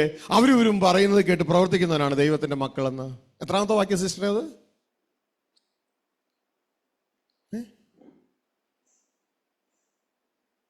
സിസ്റ്റർ ആകപ്പാടല്ലാതെ അങ്ങനെ ഒരു വചനം ഇല്ല. മനസ്സിലായോ? ബ്രദറെ, അവര് പറഞ്ഞതുകൊണ്ട് ഞാൻ ഇങ്ങനെ ചെയ്തു, അവസാനം ഞാൻ ഇതുപോലെ ആയി. നിങ്ങളുടെ ആരോ പറഞ്ഞ അങ്ങനെ ചെയ്യാൻ? ദൈവാത്മാവ് നടത്തുന്നവർ ഏവരുമാണ് ദൈവത്തിന്റെ മക്കൾ. ഹല്ലേലൂയ. ദൈവവചനമാണ് നിങ്ങളെ മൂവ് ചെയ്യേണ്ടത്. ദൈവത്തിന്റെ ആത്മാവാണ് നിങ്ങളെ ചലിപ്പിക്കേണ്ടത്. അപ്പോഴാണ് ദൈവം നിങ്ങളുടെ തലയാവുള്ളൂ. അല്ലെങ്കിൽ ഒന്നില്ലെങ്കിൽ നിങ്ങളുടെ സ്വയം തല, അല്ലെങ്കിൽ ഏതോ മനുഷ്യൻ തല. അതല്ല, നമ്മുടെ സ്വയത്തെ, നമ്മുടെ തലകളെയൊക്കെ ദൈവസന്നിധിയിൽ അവയവമാക്കി മാറ്റണം.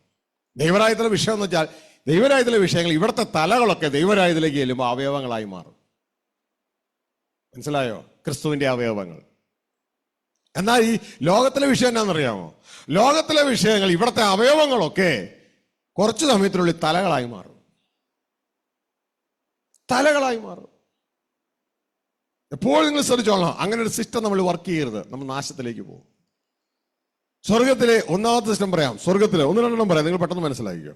സ്വർഗത്തിലെ ദൈവം സകലത്തിന്റെയും തല, തൻ്റെ കൂടെ അനേക സർവൻസ് വെച്ചിട്ടുണ്ട്. അവരൊക്കെ ദൂതന്മാരാ. അപ്പൊ അവരൊക്കെ അവയവങ്ങളാ. അതില് ദൈവത്തോട് കൂടെ നടന്ന് നിഷ്കളങ്കനായ ഒരു ദൂതൻ ഒരവയവത്തിന് നിഗളം കയറിയിട്ട് ഈ അവയവം പറഞ്ഞു, ഞാനും തലയാവും, ഞാൻ തലയ്ക്കൊപ്പത്തിനൊപ്പം ആവും, ഞാൻ അത്യുന്നതനോട് സമനാകും, എന്റെ സിംഹാസനം ഞാൻ അത്യുന്നത നക്ഷത്രങ്ങൾക്ക് മുകളിൽ വെക്കും. കണ്ടോ? അവയവം എന്തായി മാറി? തലയായി മാറിയത് കണ്ട? നശിച്ചുപോയില്ലേ? വെട്ടി താഴെ ഇട്ടു. ഇതാണ് ഇന്നത്തെ ലോകത്തിലെ സിസ്റ്റം. ലോകത്തിലെ സിസ്റ്റം ഒരവയവമായി ഒന്നുമില്ലാത്ത ഒന്നിനെ ഒന്ന് പഠിപ്പിച്ചെടുത്ത് അവൾ അല്ലെങ്കിൽ ഒന്ന് തെളിഞ്ഞോട്ടെ എന്ന് ഞാൻ ചെല്ലാൻ പഠിപ്പിച്ചു കൊടുത്തപ്പോ മൊത്തം ഇവന്റെ നോട്ടം മുഴുവനെന്ന് പറയുന്നത് എന്നെ പഠിപ്പിച്ച് ഇയാളെ വെട്ടി എനിക്ക് എങ്ങനെ ആ സ്ഥാനം കൈവശമാക്കാന്നാ. മനസ്സിലാകുന്നുണ്ട്? ഈ ലോകത്തിന്റെ സിസ്റ്റമാ. എങ്ങനെ ആ സ്ഥാനം എനിക്ക് കൈവശമാക്കാം? പിശാചിന്റെ സിസ്റ്റം മൂവ് ചെയ്യുക. അങ്ങനെ ഒരു സുപ്രഭാതത്തിൽ കാണാം ഇവൻ അല്ലെങ്കിൽ ഇവൾ ഈ പഠിപ്പിച്ചുകൊണ്ട് വന്ന ഇവൻ അവിടെ നിന്ന് അപ്രത്യക്ഷമായി. ഇതാ ഈ യജമാന്റെ സ്ഥാപനം പോലെ ഒരു സ്ഥാപനം യജമാന്റെ സ്ഥാപനത്തിന് മുമ്പിൽ ഇട്ടിരിക്കുന്നു. പെട്ടെന്ന് നോക്കിയപ്പോ യജമാൻ അന്തിച്ചു പോയി. ഇതെന്തുവാ ഇത്? മാത്രമല്ല അന്ന് മുതൽ യജമാന്റെ കസ്റ്റമേഴ്സ് യജമാനെ വിളിക്കാതെയായി. കസ്റ്റമേഴ്സ് അല്ലാതെ അവനെ വിളിക്കുന്നു. യജമാനെ വെട്ടി അവന്റെ തലയ്ക്ക് ചവിട്ടി. ഇതാ അവയവൻ തലയായി മാറി. പ്രത്യേകം കിട്ടി. ഇതാണ് ലോക സിസ്റ്റം, പിശാചിന്റെ സിസ്റ്റമാണ്. ഇത് തന്നെയാണ് സഭകളിൽ നടക്കുന്നത്.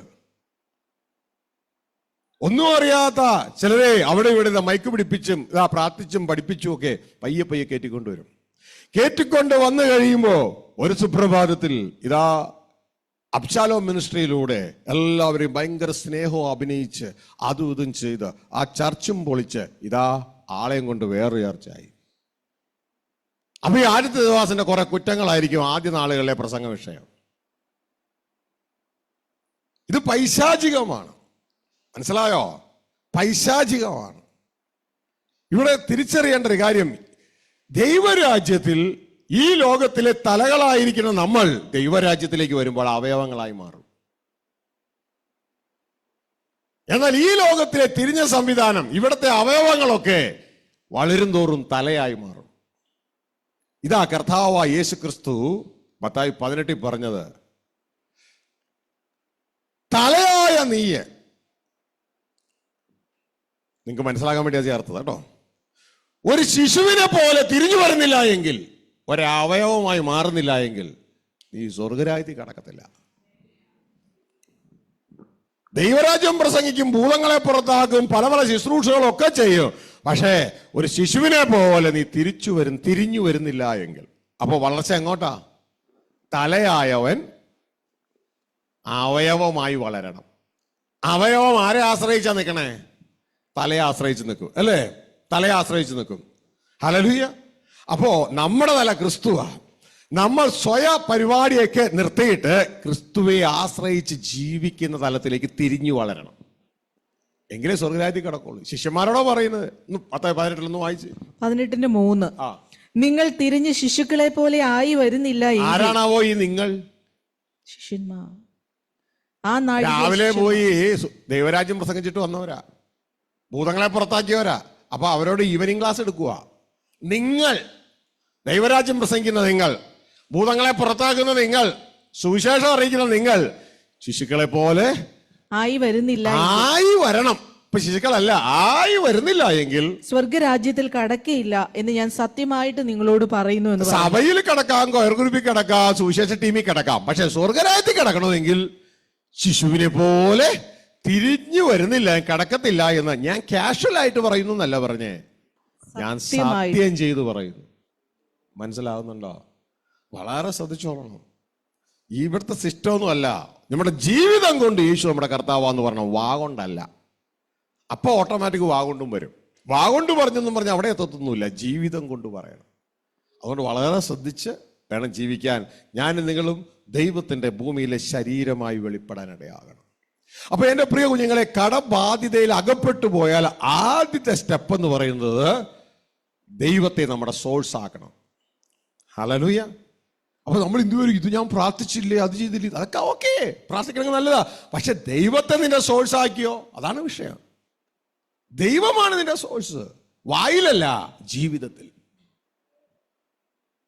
എന്നിട്ട് പറയാണ്, മുമ്പേ ദൈവരാജ്യവും അവിടുത്തെ നീതിയും അന്വേഷിക്കുക. അതിന്റെ അർത്ഥം ദൈവത്തിന്റെ ചിന്തകൾ പ്രകാരം, അതാണ് ദൈവിക നിയമം, ദൈവത്തിന്റെ നീതി, അത് പ്രകാരം ജീവിക്കണം.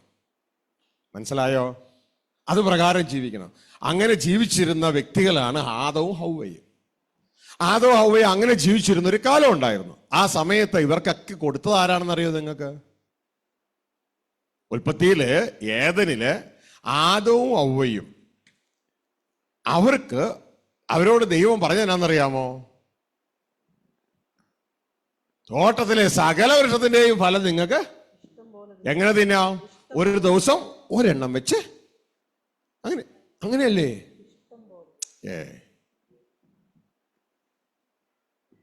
അപ്പൊ റേഷൻ അല്ല അല്ലേ? 1/2 ലിറ്റർ മണ്ണെണ്ണ. അത് ഒരു മാസത്തിൽ ഒരു പ്രാവശ്യം. അങ്ങനെയൊന്നുമല്ല അല്ലെ? ഇഷ്ടം പോലെ തിന്നാ. You can freely eat. കണ്ടോ ദൈവരാജ്യത്തിലെ നിയമം? കണ്ടോ? ഒരു റെസ്ട്രിക്ഷനും ഇല്ല. അപ്പന്റെ കീഴിലാണോ യു ക്യാൻ ഫ്രീലി ഈറ്റ്. എന്റെ സോഴ്സ് മാറ്റണമെന്ന് ആഗ്രഹമുണ്ടോ? ആഗ്രഹം ഉണ്ടെങ്കിൽ മാറ്റിക്കോ. അപ്പനാണ് നിന്റെ സോഴ്സ്. പക്ഷെ എപ്പോഴാണ് ഈ പ്രൊഫഷനൊക്കെ നഷ്ടപ്പെട്ടെ? സോഴ്സ് അപ്പനല്ലാതെയായി മാറി. മനുഷ്യരെ പ്രസാദിക്കാൻ പോയി. ആർത്തോട് ചോദിച്ചു ആദ്യം പറയൂ, അവള് പറഞ്ഞു ഞാൻ കേട്ടു. മനസ്സിലായോ? അവള് പറയുന്നതിനനുസരിച്ച് ജീവിക്കുന്നവരാണ് ദൈവത്തിന്റെ മക്കൾ. ആണോ? ദൈവാത്മാവിനനുസരിച്ച് ജീവിക്കുന്നവരാണ് ദൈവത്തിന്റെ മക്കൾ. അപ്പൊ അവളോട് ചോദിച്ചപ്പോ അവള് പറഞ്ഞു, സാത്താൻ എന്നോട് പറഞ്ഞു. അപ്പൊ ശരിക്കും തല ആരായി? സാത്താനായി. കിങ്ഡം മാറിയത് കണ്ട? ദൈവം തലയാകുന്നതിനൊരു ഇപ്പൊ സാത്താൻ തലയായി. അപ്പൊ പിന്നെ നീ കൈ നീട്ടിക്കോ, നീ നെറ്റിയിലെ വേർപ്പോട്ട് കഴിച്ചോ. സിസ്റ്റം മാറി. അപ്പൊ പഴയ സിസ്റ്റത്തിലേക്ക് തിരിച്ചു വരിക, ഇതാണ് ഫസ്റ്റ് ഡിസിഷൻ എടുക്കേണ്ട. ഫസ്റ്റ് ഡിസിഷൻ പഴയതിലേക്ക് തിരിച്ചു വരിക. അതിനൊന്നും ആരുടെയും വേറെ ഒരു സഹായം വേണ്ട. ഇതൊക്കെ നമ്മുടെ ഹൃദയത്തിലാണ് നടക്കണേ. പഴയതിലേക്ക് തിരിച്ചു വരിക. ഇതിന്റെ പേരാണ് മാനസാന്തരം. The real one. Turn around. 180 degree തിരിയുകയാണ്.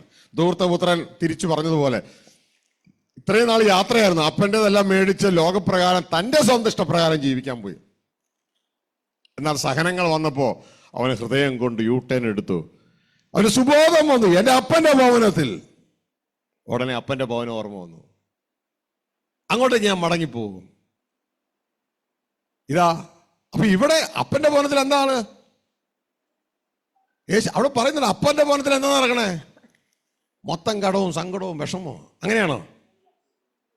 ശേഷിപ്പിക്കുക, തിന്നിട്ട് കളയുക, ശേഷിപ്പിക്കുക. മനസ്സിലാവുന്നുണ്ടോ? ഇവിടെ എനിക്ക് തിന്നാൻ പോലും കിട്ടണില്ല. കടം കടം കടം കടം കടം, തിന്നാൻ പോലും ഇല്ല. അപ്പൊ അവിടെ ശേഷിപ്പിക്കുക. ഇവിടെ പന്നിക്ക് കൊടുക്കുന്ന വാള വരെ ഇച്ചിരി എടുത്ത് തിന്നാൻ നോക്കിയപ്പോ അവൻ കയറി കൈ കയറി പിടിച്ചു. കടം കടം കടം കടം കടം. ഹല്ലേലൂയ. കേൾക്കുന്നുണ്ടോ? അവരെഴുതിയിരിക്കുക, അവൻ പ്ലാൻ ചെയ്തു, വിശന്നിട്ട് വയ്യ. അവസാനം പുള്ളി പ്ലാൻ ചെയ്തു ഈ പന്നിക്ക് കൊടുക്കുന്ന വാള വരെയെങ്കിലും ഒന്ന് കഴിച്ച് വിശപ്പടക്കാൻ. അവരെഴുതിയിരിക്കുന്നു അതുപോലും കൊടുത്തില്ലെന്ന്. എടുത്തെങ്കിൽ വായിച്ചേ ലൂക്കോസ് 15:17 മുതൽ. അപ്പോൾ 16 മുതൽ. പന്നി തിന്നുന്ന വാളവര കൊണ്ട് വയറ് നിറപ്പാൻ അവൻ ആഗ്രഹിച്ചു. പന്നി തിന്നുന്ന വാളവര കൊണ്ട്. അപ്പൊ ജീവനം നോക്കിയേ എത്ര താണ ലെവലിലാണ് കിടക്കണേ. പന്നിക്കും യേശു കർത്താവ് ഇവിടെ പറഞ്ഞത് എന്റെ അപ്പനും നിങ്ങളുടെ അപ്പനും ഒരാളാന്ന് പറഞ്ഞത്. അപ്പൊ ഇവന്റെ അവസ്ഥ നോക്കിയേ. പന്നിയുടെ ഫുഡും ഇവന്റെ ഫുഡും ഒന്ന് തന്നെ. പിടുത്തം കിട്ടിയ അവന്റെ ജീവിതം നോക്കിയേ. ലോകത്തെയാ കാണിക്കുന്നത്. അതുകൊണ്ട് ആ വാളവര കൊണ്ട് അവൻ വയറ് നിറയ്ക്കാൻ ആഗ്രഹിച്ചു. എങ്കിലും ആരും അവന് കൊടുത്തില്ല. അതിന്റെ അർത്ഥം മൃഗത്തിന്റെ വില പോലും നിനക്കില്ല എന്ന്. ഈ അന്ത്യകാലത്ത് അങ്ങനെയാ. ഞാൻ ഒരിക്കല് ഈ ഇടുക്കിയിൽ ഇങ്ങനെ വണ്ടി ഓടിച്ചിട്ട് പോകും. അപ്പൊ സ്ഥിരം റൈറ്റ് സൈഡിൽ കാണുന്ന ഒരു ബോർഡുണ്ട്. അപ്പൊ ഈ അന്ത്യകാലത്ത് മൃഗത്തിനായിരിക്കും വാല്യൂ കൂടുക, മനുഷ്യനല്ല. അവിടെ സൈഡിലൊരു ബോർഡ് ഇങ്ങനെ എഴുതി വെച്ചേക്കണം. 1000 മനുഷ്യർ ചത്താലും ഒരു പന്നി പോലും ചാകരുത്. എഴുതി വെച്ചിരിക്കുന്നു വലിയ ബോർഡ്, കട്ടൗട്ട്. മനസ്സിലായോ? 1000 മനുഷ്യർ ചത്താലും ഒരു പന്നി പോലും ചാകരുത്. എനിക്ക് ആദ്യം മനസ്സിലായത് എന്ത് ഈ സംഭവം. പിന്നെയാണ് എനിക്ക് മനസ്സിലായത് അന്ത്യകാലത്ത് ഇങ്ങനെ സംഭവിക്കുമെന്ന് ബൈബിളിൽ പറഞ്ഞിട്ടുണ്ടല്ലോ. മൃഗത്തിനായിരിക്കും വാല്യൂ കൂടുതൽ. അവൻ നിയമങ്ങളെയൊക്കെ മാറ്റും, തല തിരിക്കും. ഹെഡുകളൊക്കെ ബോഡിയാക്കും. ദൈവരാജ്യത്തിലെ ഹെഡുകളെ ബോഡിയാക്കും, ബോഡികളെ ഹെഡാക്കും. സർവ്വമൃഗത്തിന്റെ മേലും വാഴാൻ മനുഷ്യനാണ് ഹെഡ്. ഇപ്പോ ആ ഹെഡിനെ മൃഗത്തെ മനുഷ്യന്റെ മുകളിലേക്ക് കൊണ്ടുവന്നു. മനസ്സിലായോ? സിസ്റ്റം അങ്ങനെയാണ്. ഹല്ലേലൂയ. നിയമങ്ങൾ മാറുകയാണ്. സ്വർഗസ്ഥ പിതാവിനെ താഴ്ത്തി ക്രിസ്തുവിനെ മുകളിലേക്ക് കയറ്റി. ഹല്ലേലൂയ. ഇത് ശ്രദ്ധിക്കുക. സ്ത്രീയെ ബോഡി ആകുന്നതിന് മാറ്റിയിട്ട് സ്ത്രീയെ തലയാക്കിയിട്ട് പുരുഷനെ താഴേക്ക് ഇറക്കി. ഹല്ലേലൂയ. സമ്മതിച്ചിരുന്നില്ലെങ്കിൽ റേഷൻ കാർഡ് എടുത്ത് നോക്കിയാൽ മതി. ഹല്ലേലൂയ. കുടുംബനാഥന്റെ സ്ഥാനത്ത് സ്ത്രീയെ കാണാം. ഹല്ലേലൂയ. എന്നാൽ കുടുംബത്തിന്റെ ഹെഡിന്റെ സ്ഥാനത്ത് താഴെ എവിടെ ഏറ്റവും അവസാനമായിട്ട് ഹെഡിനെ കൊടുത്തിട്ടുണ്ട്. പുരുഷനെ ഏറ്റവും താഴേക്ക് ഇറക്കി. മൊത്തം ലോസ് മുഴുവൻ തല തിരിക്കുകയാണ് അന്ത്യനാളുകളിൽ. ദൈവത്തിന്റെ വചനം പറയുന്നു, അവൻ ദൈവത്തിന്റെ നിയമങ്ങളെ മാറ്റും. ദൈവം വെച്ച വ്യവസ്ഥകളെ ഒക്കെ തിരിക്കും. എല്ലാ ഭാഗത്തും തിരിക്കും. ഹല്ലേലൂയ. അപ്പൊ എന്റെ പ്രിയ കുഞ്ഞുങ്ങളെ, എങ്ങനെ തലതിരിഞ്ഞു പോകുന്ന ഈ ലോകത്തെ ദൈവവചന പ്രകാരം നേരെയാക്കണം. ദൈവത്തിന്റെ ചട്ടങ്ങൾ പ്രകാരം ജീവിക്കണം. ഇതാണ് മുമ്പേ ദൈവരാജ്യവും ദൈവത്തിന്റെ നീതിയും അന്വേഷിക്കാൻ പറയണേ. ആ ചട്ടങ്ങൾ നിലനിൽക്കുമ്പോൾ നീ ദൈവരാജ്യത്തിന്റെ ഉള്ളിലായി ദൈവം നിന്റെ കാര്യങ്ങളെ ഏറ്റെടുക്കും.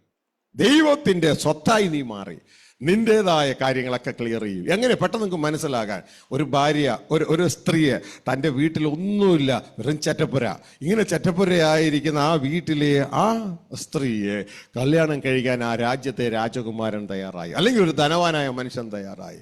ഇന്നലെ ഇതാ കല്യാണത്തിന്റെ തലേ ദിവസം വരെ അവള് ദരിദ്രയാ. പക്ഷേ അവൾ ആ കല്യാണത്തിന് സമ്മതിക്കുകയോ വിവാഹം കഴിയുന്നതോടുകൂടെ തൻ്റെ ഭർത്താവിൻ്റെ കൊട്ടാരത്തിലേക്ക് മാറുന്നതോടുകൂടെ അവളുടെ അവസ്ഥ മാറി. ആ ഭർത്താവിനുള്ളതെല്ലാം അവളുടേതെങ്കിലായി മാറും. എങ്ങനെ? മര്യാദയ്ക്ക് ജീവിച്ചാൽ. അല്ലെങ്കിൽ 2 ദിവസം കൊണ്ട് അയാൾ പുറത്താക്കും. മനസ്സിലാകുന്നുണ്ടോ? ഹല്ലേലൂയ. ആ ഭർത്താവിൻ്റെത് അവളുടേതുമായി മാറി. എന്തിനാ? എങ്ങനെയാകും? യേശുക്രിസ്തു പറയുന്നത് പോലെ സമർപ്പിക്കണം. എൻ്റേതെല്ലാം അങ്ങയുടേത്, അങ്ങനെ അങ്ങയുടേതെല്ലാം എൻ്റേതും ആയി മാറും. മനസ്സിലാവുന്നുണ്ടോ? ആ ഒരു സമ്പൂർണ്ണ സമർപ്പണമായിരിക്കണം നമ്മുടേത്. അല്ലാണ്ട് എൻ്റേതല്ല എൻ്റേത്, ഞാൻ പിന്നെ കൊട്ടാരത്തിലേക്ക് വന്നത് ഇവിടെയുള്ള അങ്ങയുടേത് കുറച്ച് അടിച്ച് എൻ്റേതാക്കാനാണ്. അങ്ങനെയുള്ള മനോഭാവമല്ല. എൻ്റേതെല്ലാം അങ്ങയുടേതാ. ഇനി ഞാൻ ജീവിക്കുന്നത് അങ്ങേക്ക് വേണ്ടിയാണ്. അങ്ങയുടേതെല്ലാം അതിനാൽ എൻ്റേതാ. ഹല്ലേലൂയ. ആ സമർപ്പണമാണ് സ്വന്തമാക്കി എടുക്കുന്നത്. സമർപ്പണമാണ് സ്വന്തമാക്കി എടുക്കുന്നത്. അതുകൊണ്ട് കൂപമണ്ഡൂക ബുദ്ധിയല്ല. അപ്പോൾ ഒന്നാമത്തെ സ്റ്റെപ്പ് എന്ന് പറയുന്നത്, പ്രിയ സഹോദരങ്ങളെ, ദൈവത്തെ സോഴ്സ് ആക്കുക, ദൈവത്തിന്റെ വഴികളിൽ ജീവിക്കുക. അവിടെ ദൈവം നിങ്ങളെ പലതും ഗൈഡ് ചെയ്യും, അതനുസരിച്ച് ജീവിക്കുക. ഇതാണ് അതിൻ്റെ സ്റ്റെപ്പ്. ഇനി മറ്റ് ചില പ്രാക്ടിക്കൽ ഗൈഡൻസ്, അത് ദൈവം നിങ്ങളെ ഗൈഡ് ചെയ്യുന്നതനുസരിച്ച് നിങ്ങൾക്ക് ചെയ്യാവുന്നതാണ്. ദൈവം നിങ്ങളെ ഗൈഡ് ചെയ്യുന്നതനുസരിച്ച്. ഇതാ നിങ്ങൾക്ക് 10 പേർക്ക് കടം കൊടുക്കാണെന്ന് ചിന്തിക്കുക. 10 പേർക്ക് പ്രാക്ടിക്കലി കാര്യങ്ങളിലേക്ക് വരുമ്പോൾ 10 പേർക്ക് കടം കൊടുക്കാറുണ്ട്. ദൈവം പല സോഴ്സുകൾ നിങ്ങൾ കുറഞ്ഞു തരും. ഒന്നാമത് നമുക്ക് വേണ്ട എന്താ? ദൈവത്തിന്റെ പ്രസാദമാണ്. ഇതിലേക്ക് എത്തിക്കഴിയുമ്പോൾ എന്തായി? ദൈവപ്രസാദമായി. ഇതിലേക്ക് നമ്മൾ എത്തിക്കഴിയുമ്പോൾ ദൈവപ്രസാദത്തിൽ നമ്മൾ എത്തുവാനായിട്ട് ഇടയായി. ഓ ലോർഡ്, ഐ ലവ് യു.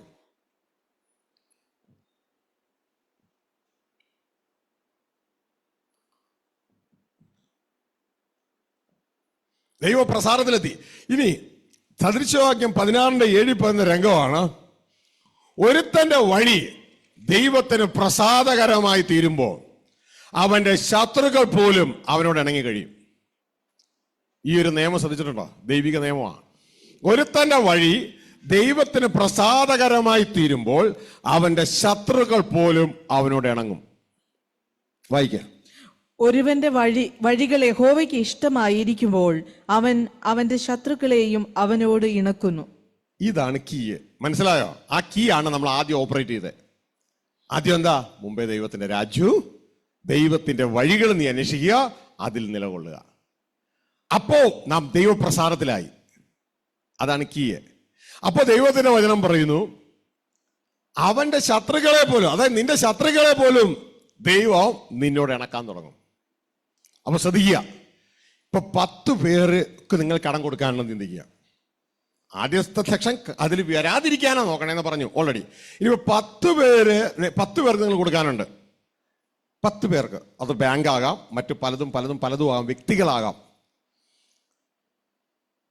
നിങ്ങൾ ഈ ദൈവത്തിന്റെ നിയമത്തിൽ കീഴടക്കണം. ഇതിന് നമ്മൾ ഈ യാഥാർത്ഥ്യമായി തന്നെ അംഗീകരിക്കണം. കടം കൊടുക്കാനുള്ളവന് കടം തിരിച്ചു കൊടുക്കണം, അല്ലെങ്കിൽ ദുഷ്ടന്മാരുടെ പട്ടികയിലേക്ക് പോകും. അപ്പൊ ഇവിടെ ചെയ്യേണ്ടത് ആദ്യമേ തന്നെ ആദ്യമേ തന്നെ ചെയ്യേണ്ടത് ദൈവപ്രസാരത്തിൽ നിന്നുകൊണ്ട് ഇതിൻ്റെ ഹോളുകൾ ഉള്ളതിനെ അടയ്ക്കാൻ വേണ്ടി നിൽക്കണം. ഹോളുകൾ ഉള്ളത് അടയ്ക്കാൻ. ഹോൾ എന്താണ്? ഇൻട്രസ്റ്റാ. ഹോളുകൾ ഉള്ളത് അടയ്ക്കുക. 2, ഇത് അടയ്ക്കാൻ ഒരു ടൈം ഗ്യാപ്പ് കിട്ടുക. ഹോൾ അടയ്ക്കണം, ഗ്യാപ്പ് കിട്ടണം. ദൈവപ്രസാരത്തിൽ നിന്നുകൊണ്ട്. കാരണം ദൈവം എന്നാ പറഞ്ഞേ? നിന്റെ ശത്രുക്കളെ പോലും ഞാൻ ഇണക്കുമെന്ന്, അല്ലേ? ഇണക്കുന്നല്ലേ പറഞ്ഞേ? അപ്പൊ അതിന് തക്കവണ്ണം ദൈവപ്രസാരത്തിൽ ആദ്യം നിൽക്കണം. 2, 10 പേർക്ക് കടമുണ്ടെന്നുണ്ടെങ്കിൽ ദൈവസന്നിധിയിൽ പ്രാർത്ഥിച്ചും ഉപവസിച്ചും ഈ കാര്യങ്ങൾ ദൈവത്തെ അറിയിച്ച് ദൈവത്തിന്റെ ഗൈഡൻസോടുകൂടെ ഇതിൽ ഓരോ ദിവസവും പ്ലാൻ ചെയ്ത് 1, 2, 3 പേരുടെ അടുക്കൽ നമ്മുടെ സൗകര്യം അനുസരിച്ച് ചെല്ലുക. ചെന്നിട്ട് പറയണം, യാഥാർത്ഥ്യം പറയണം. അവരെ ഒളിക്കരുത്, ഒളിച്ച് നടക്കരുത്. അവരിടയ്ക്ക് ചെന്നിട്ട് പറയണം താഴ്മയോടെ, സിൻസിയറായിട്ട്. നിങ്ങളുടെ വാക്ക് കേട്ട കള്ളന്റെ വാക്കായിട്ട് തോന്നരുത്. സിൻസിയാരിറ്റിയോടെ അവരോട് സംസാരിക്കണം. ബ്രദറെ അല്ലെങ്കിൽ സിസ്റ്ററെ അല്ലെങ്കിൽ സാറേ, എന്താണോ സംവിധാനം, എനിക്ക് പൈസ അടയ്ക്കണമെന്നാണ് എൻ്റെ ആഗ്രഹം. അടയ്ക്കാതെ എനിക്ക് യാതൊരു സ്വസ്ഥതയും വരത്തില്ല. അടയ്ക്കണമെന്നാണ് ആഗ്രഹം. പക്ഷേ സാറേ, എൻ്റെ കയ്യിൽ ഇപ്പോൾ ഫണ്ടില്ല. പക്ഷേ ഫണ്ട് ഉണ്ടാക്കാനുള്ള മാർഗങ്ങൾ ഞാൻ പല രീതിയിലും ആലോചിച്ചു വരികയാണ്. പക്ഷെ ഇച്ചിരി സമയമെടുക്കും. സാർ, ഒരു കാര്യം എനിക്ക് ചെയ്യണം. ദയവ് ചെയ്ത് ഇന്ന് വരെയുള്ള ഇൻട്രസ്റ്റ് ഞാൻ തരാം. ഞാൻ ദൈവനാമത്തിൽ ഞാൻ ചോദിക്കുക, എനിക്ക് ആ ഇൻട്രസ്റ്റ് കട്ട് ചെയ്ത് തരണം. ഇന്നു മുതൽ ഇതിൻ്റെ ഫുൾ ഫണ്ട് ഞാൻ അടച്ചോളാം. അപ്പോൾ നിങ്ങൾ വിചാരിക്കും അത് നടക്കത്തില്ല എന്ന്. അപ്പോൾ അദ്ദേഹം അല്ലെങ്കിൽ അവർ അടുത്തത് ചോദിക്കും, നിങ്ങൾ എങ്ങനെ ഇത് അടയ്ക്കും? സാറേ, ഞങ്ങളൊരു ജോലിക്ക് പോകാനായിട്ട് ഇന്നൊരു ജോലി കിട്ടിയിട്ടുണ്ട്, അതിന് പോയിട്ട് കുറേശ്ശെ ഫണ്ട് കിട്ടും, അത് ഞാൻ കുറേശ്ശെ അടയ്ക്കാനാണ് ഒരു പ്ലാൻ ചെയ്ത്. സാറിന് മാത്രമല്ല വേറെ ചിലരും കൊടുക്കാനുണ്ട്. ഞാൻ അതെല്ലാം പ്ലാൻ ചെയ്തിരിക്കുകയാണ്. ആ പ്ലാൻ പ്രകാരം ചെയ്യും. വീണ്ടും നമുക്ക് പ്ലാൻ ചെയ്യാം. ചിലപ്പോൾ അവർ ചോദിക്കും, അതുകൊണ്ട് നിങ്ങൾക്ക് അടയ്ക്കാൻ പറ്റുമോ? ഇത്രയും കടമുണ്ടല്ലോ. മാത്രമല്ല, ഞാനൊരു തീരുമാനം എടുത്തിട്ടുണ്ട്. ഞാൻ ഒരു ദിവസം 2 നേരം കഴിക്കുകയുള്ളൂ. ഒരു നേരത്തെ ഫുഡ് ഞാൻ ബാക്കി വയ്ക്കുക. ആ പൈസ ദിവസം ഞാൻ കൂട്ടി വയ്ക്കും. അങ്ങനെയെങ്കിലും സാറിൻ്റെ കടം ഞാൻ കുറേശ്ശെ വീട്ടും. ഇതെൻ്റെ ആഗ്രഹമാണ് സാറേ. കാരണം സാറിൻ്റെ പണം ഞാൻ ഒരിക്കലും എടുക്കാൻ പാടില്ല. ഇതെൻ്റെ ആഗ്രഹമാണ്. എൻ്റെ സഹോദരങ്ങളെ, നിങ്ങൾ അങ്ങനെ ഒരു 10 കടക്കാരോട് നിങ്ങൾ പറയുമ്പോൾ മിനിമം ഒരു 5 പേരെങ്കിലും നിങ്ങളുടെ ചിന്തകൾക്കൊപ്പം എത്തും. പലരും ഓക്കെ, ഇതാ ഇന്ന് വരെയുള്ള ഇൻട്രസ്റ്റ് കട്ട് ചെയ്തു, നിങ്ങൾ ആ ഫണ്ട് തരും. എന്ന് തരും? അവരൊരു ടൈം പറയുക. ഞാൻ ഇന്ന കുറേശ്ശെ ആയിട്ട് വിചാരിച്ചു. അവർ നിങ്ങളുടെ പ്ലാൻ അവരെ വ്യക്തമായിട്ട് ഒരു വൈറ്റ് ആൻഡ് ബ്ലാക്കിൽ അവരെ അവതരിപ്പിക്കുക. നല്ലൊരു പങ്കും, ചിലത് അംഗീകരിച്ചില്ലെന്നിരിക്കാം, നല്ലൊരു പങ്കും ഇത് അംഗീകരിക്കും. അവരുടേതായ ഒരു ഡിമാൻഡും പറയും. മാത്രമല്ല, നിങ്ങൾ സിൻസിയർ ആണെന്നവർ കണ്ടു. കാരണം അവർ നിങ്ങളെ വിളിക്കാതെ നിങ്ങൾ അവരുടെ അടുക്കിലേക്ക് ചെന്നു.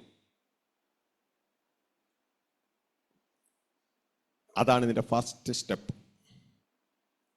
കൊടുക്കാനുള്ളതിന് കൊടുത്തേ പറ്റൂ. നിന്റെ വാക്കിൽ പെട്ടുപോയിട്ടുണ്ടെങ്കിൽ ദൈവത്തിന്റെ വചനം പറയുന്നു, ആ കൂട്ടുകാരന്റെ അടുക്കൽ ചെന്ന് അവന്റെ കാല് പിടിച്ച് അതിൽ നിന്നെ തന്നെ വിടുവിക്കുക.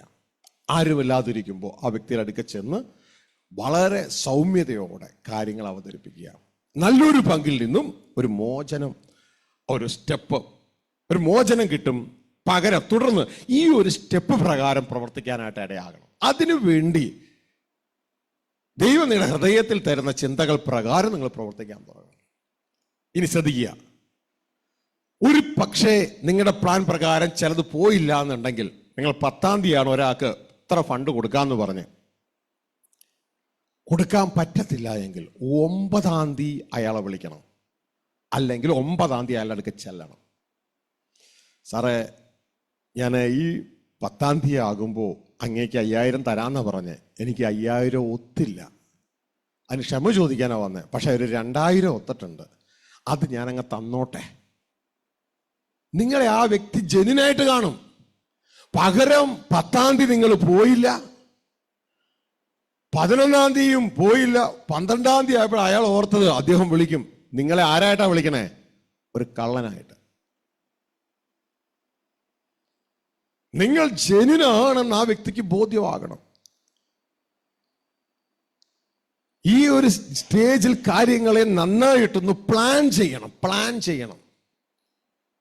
ഒരു പേപ്പറും പേനയും എടുത്ത് എത്ര പേർക്ക് കടം കൊടുക്കാനുണ്ട്, എത്രയാണ് കൊടുക്കേണ്ടത്, എങ്ങനെ എനിക്ക് വീട്ടാൻ പറ്റും, ഇത് നന്നായിട്ടൊന്ന് പ്ലാൻ ചെയ്യണം. എന്നിട്ട് ആ പ്ലാൻ അനുസരിച്ച് കാര്യങ്ങൾ വർക്കൗട്ട് ചെയ്യാൻ. ദൈവത്തിന്റെ വചനം പറയുന്നു, മനുഷ്യൻ പദ്ധതികളെ വിഭാവനം ചെയ്യുന്നു. പ്ലാൻ മനുഷ്യനുള്ളതാ.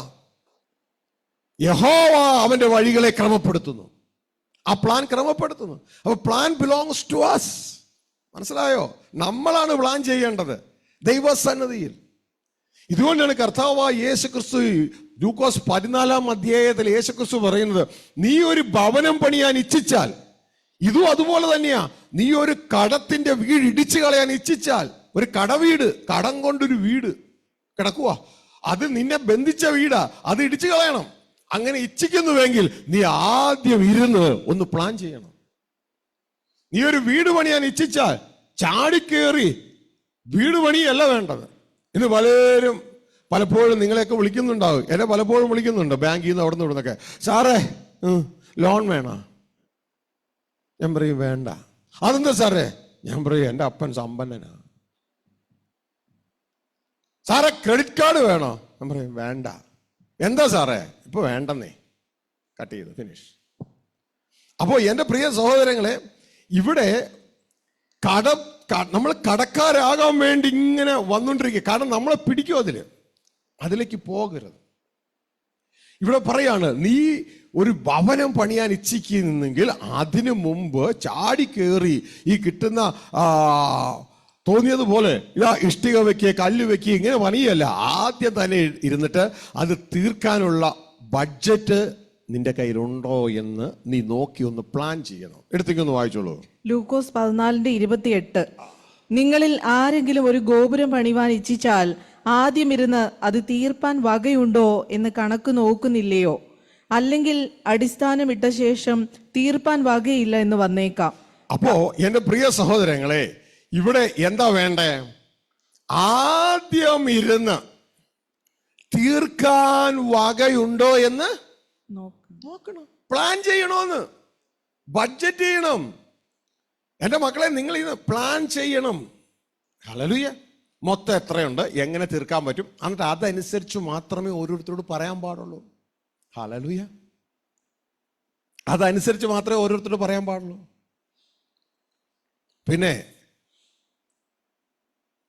കടം തിരിച്ചു കൊടുക്കുമ്പോൾ ആദ്യം ചെയ്യേണ്ടത്, 10 പേർക്ക് കടമുണ്ട്, അതിൽ 5 എണ്ണം ചെറുതാണെന്ന് വിചാരിക്കുക, കൊച്ചു എമൗണ്ടാണ്, അതാദ്യം അങ്ങ് അടച്ചങ്ങ് തീർക്കണം.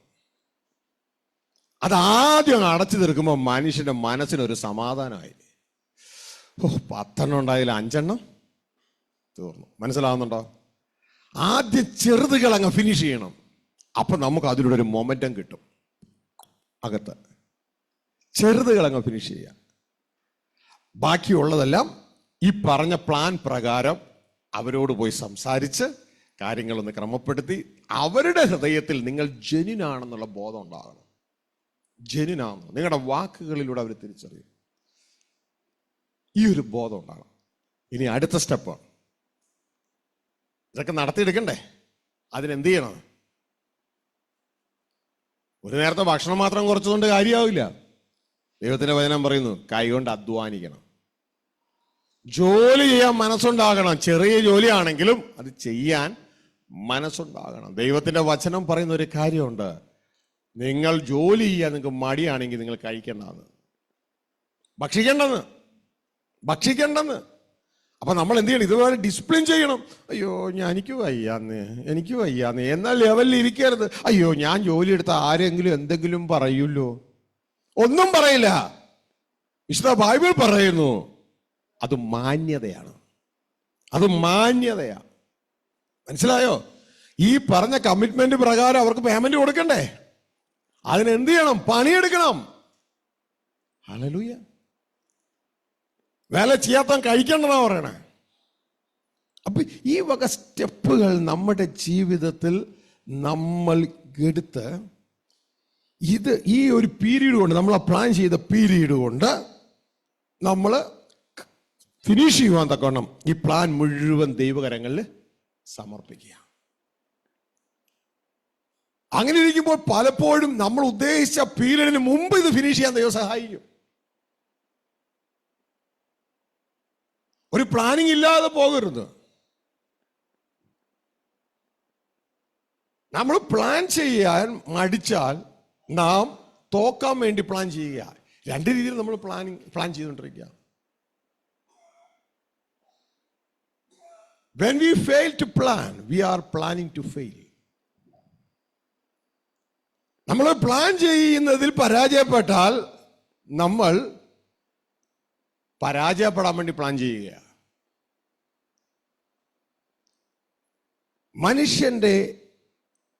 മനുഷ്യന്റെയാണ് ആലോചന.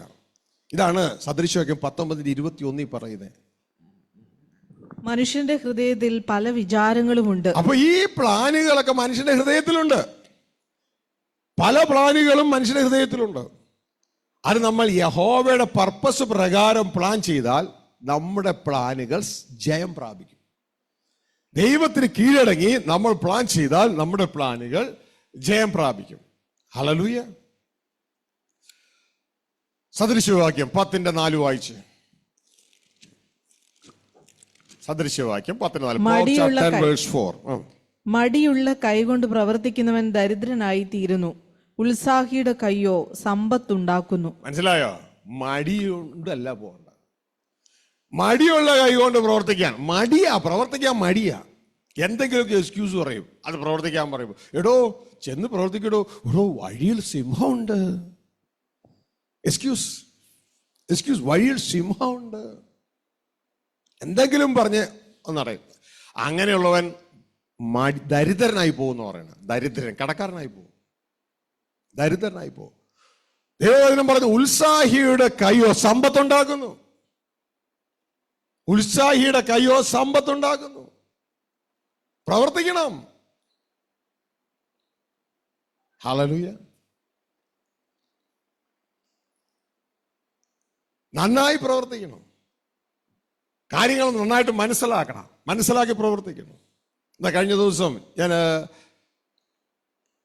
ജസ്റ്റ് ഒരു എക്സാമ്പിളൂടെ പറയാനായിട്ട് ഇടയായി.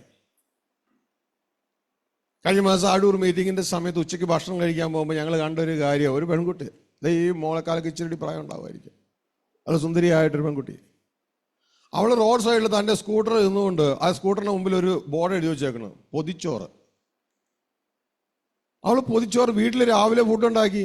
ഒരു പക്ഷേ 25 പേർക്കോ 30 പേർക്കോ 50 പേർക്കോ ഉണ്ടാക്കിയിട്ടുണ്ടാവും. അവൾ അത് കറിയൊക്കെ ആക്കി അതിൽ പൊതിഞ്ഞിട്ട് അവൾ ഒരു ഉച്ചയ്ക്ക് 12-12:15 അവൾ സ്ട്രീറ്റിലെത്തി. പൊതിച്ചോറ് അവളുടെ സ്കൂട്ടറിന്റെ മുമ്പിൽ ഒരു ബാനർ പോലെ എഴുതിച്ചോ പൊതിച്ചോറ്. അത് കുറേ ബ്യൂട്ടിഫൈ ചെയ്യാം. ഇങ്ങനെയുള്ള പല സ്ഥലങ്ങളിലും സ്ഥാപനങ്ങളിലും ഇന്നത്തെ IT സ്റ്റുഡൻസ് എന്ന് പറയുന്നത് അവർക്ക് ഉറങ്ങാൻ പോലും സമയമില്ല. അപ്പോഴാണ് ഭക്ഷണം ഉണ്ടാക്കാൻ പോകുന്നത്. അവരൊക്കെ ഓൾമോസ്റ്റ് ഭക്ഷണം കഴിക്കുന്നത് ഈ സൊമാറ്റോയിലും സ്വിഗ്ഗിയിലും ഒക്കെ ഓർഡർ ചെയ്തിട്ട് അവർ വരുന്നു. ആ സമയത്ത് അത് മേടിച്ച് അത് കഴിച്ചുകൊണ്ട് കമ്പ്യൂട്ടറിൽ പണിതുകൊണ്ടിരിക്കുക. അപ്പൊ അങ്ങനെ ഇരിക്കുന്ന ഒരു സമയത്താണ് നിങ്ങൾ ഇങ്ങനെയുള്ള ക്രമീകരണം ചെയ്യുമ്പോൾ ഇത് മാത്രം ചെയ്യണമെന്നല്ല പറഞ്ഞത്, ഇതുപോലത്തെ പല ക്രമീകരണങ്ങളും ഉണ്ട്. ഉച്ചയ്ക്ക് നല്ല ടേസ്റ്റിൽ ഇത് കൊടുക്കാൻ പറ്റുമെന്നുണ്ടെങ്കിൽ ഒരുത്തം കഴിച്ചു കഴിഞ്ഞാൽ ആ വ്യക്തി പോയിട്ട് പറയും, അവിടെ ഒരു പെങ്കൊച്ച് ഭക്ഷണം വെക്കുന്നുണ്ട്, ഞാനത് കഴിച്ചു, എന്നെ ടേസ്റ്റ് ആണെന്നറിയാമോ? അടുത്ത ആഴ്ച അത് 1 പറഞ്ഞേ 1, ഇന്ന് നിങ്ങൾക്ക് 10 ചിലവായെങ്കിൽ അടുത്ത ആഴ്ച 100 ആവും അത്. കാരണം ഈ ജനം വീട്ടിൽ നിന്ന് ഫുഡ് കൊണ്ടുവരുന്നില്ല. ഇവിടെ നല്ല ചൂടോടുകൂടിയ സാധനം 12 മണിയായപ്പോൾ സാമ്പ എല്ലാം പാക്ക് ചെയ്ത് 12:15 സ്ട്രീറ്റിലെത്തി. നല്ല ചൂടൻ സാധനം, നല്ല ടേസ്റ്റോട് കൊടുക്കാൻ പറ്റുമോ? ഇതുപോലെ ധാരാളം വർക്കുകളുണ്ട്. പക്ഷെ ശ്രദ്ധിച്ച് ചെയ്തോണം, ശരിക്കും റിസർച്ച് ചെയ്തില്ലെങ്കിൽ ഉള്ള പൈസ പോവുകയും ചെയ്യും. അപ്പോൾ വളരെ ശ്രദ്ധയോടുകൂടി വേണം ഓരോ സ്റ്റെപ്പ് ചെയ്യാനായിട്ട്. അത് ഇതൊന്നും അറിയാൻ പാടില്ലേ, വേറെ ആരുടെയെങ്കിലും കീഴിൽ ജോലിക്ക് പോകുന്നേ, ആ സമയം കൊണ്ട് ഇതൊക്കെ പഠിക്കുന്നേ, ഏതാണ് നല്ലത് ഇത് പഠിക്കുക, എന്നിട്ട് അത് ചെയ്യേ. ഉത്സാഹിയുടെ കൈ സമ്പത്തുണ്ടാക്കുന്നു, മടിയൻ ദരിദ്രനായി തീർന്നു. അപ്പോൾ വർക്ക് ചെയ്യാൻ തയ്യാറാണ്, പ്ലാൻ ചെയ്ത് അതനുസരിച്ച് വർക്ക് ചെയ്യാനായിട്ട് തയ്യാറാകണം. ദൈവത്തിന്റെ വചനം പറയുന്ന ഒരു കാര്യം എന്ന് പറയുന്നത്, നിങ്ങൾക്ക് പണി ചെയ്യാൻ മടിയാണോ? ഒരു കാര്യം ചെയ്യണം, ഇനി പോലും ഭക്ഷിക്കേണ്ടെന്ന്. അതിൻ്റെ അർത്ഥം ഭക്ഷിക്കണ്ടെന്ന് പറയാൻ വേണ്ടിയല്ല ദൈവവചനം അത് പറയുന്നേ, നീ പണി ചെയ്യണം എന്ന് പറയാൻ വേണ്ടിയാ. വായിച്ചേ,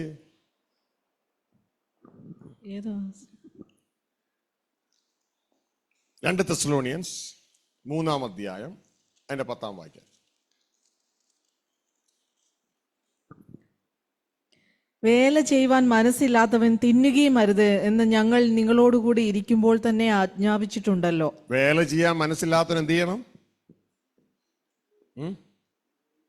ഒന്ന് പറഞ്ഞു നോക്കിയേ. ഇതുവരെ ജീവിതത്തിൽ വാഗോണ്ട് പറഞ്ഞിട്ടുണ്ടാവില്ല. ഒന്ന് പറഞ്ഞു നോക്കിയേ. വേല ചെയ്യാൻ മനസ്സില്ലാത്തവൻ എന്ത് ചെയ്യരുത്? തിന്നുകയും. ഒന്ന് പറഞ്ഞേ. ദൈവവചനം പറയുന്നു. എന്താ മിണ്ടാത്തത്? ദൈവവചനം പറയുന്നു വേല ചെയ്യാൻ മനസ്സില്ലാത്തവൻ തിന്നരുത്. ഹല്ലേലൂയ. അപ്പൊ ഇനി പറഞ്ഞില്ലെങ്കിൽ ഇത് മനസ്സിൽ ഓർത്തോളും, ഇങ്ങനൊരു സംഭവം ബൈബിളിൽ ഉണ്ടെന്നുള്ള കാര്യം. ഉത്സാഹിയുടെ കയ്യ് സമ്പത്തുണ്ടാക്കുന്നു, വേല ചെയ്യാൻ മനസ്സില്ലാത്തവൻ തിന്നരുത്. അതിന്റെ അർത്ഥം മക്കളെ, നിങ്ങൾ തിന്നാതിരിക്കാൻ വേണ്ടിയല്ല ബൈബിൾ പറയണേ. നമ്മളെല്ലാവരും ദൈവം നമ്മളെ ഏൽപ്പിച്ചുള്ള വിവിധങ്ങളായ ജോലികളുണ്ട്, അത് നമ്മൾ ചെയ്യാനായിട്ട് ഇടയാകണം. അതിന് എക്സ്ക്യൂസ് ഒന്നും പറഞ്ഞിരിക്കാനായിട്ട് ഇടയാകരുത്. Hallelujah. Lord I love you. ഇങ്ങനെ സഹോദരങ്ങളെ നമ്മൾ പ്രവർത്തിക്കുവാനായിട്ട് തുടങ്ങിയാൽ നമ്മുടെ ജീവിതത്തിൽ റിസൾട്ട് കടന്നു വരുവാനായിട്ട് ഇടയാകും. ആരോടും ഒന്നും കടപ്പെട്ടിരിക്കരുത്. എല്ലാ കടങ്ങളും ഇവിടെ നിന്ന് ക്ലിയർ ചെയ്ത് പോകാൻ തയ്യാറായി നമ്മൾ നിൽക്കുന്നവരായിരിക്കണം. വായിച്ചാട്ടെ, റോമാലേഖനം 13:8.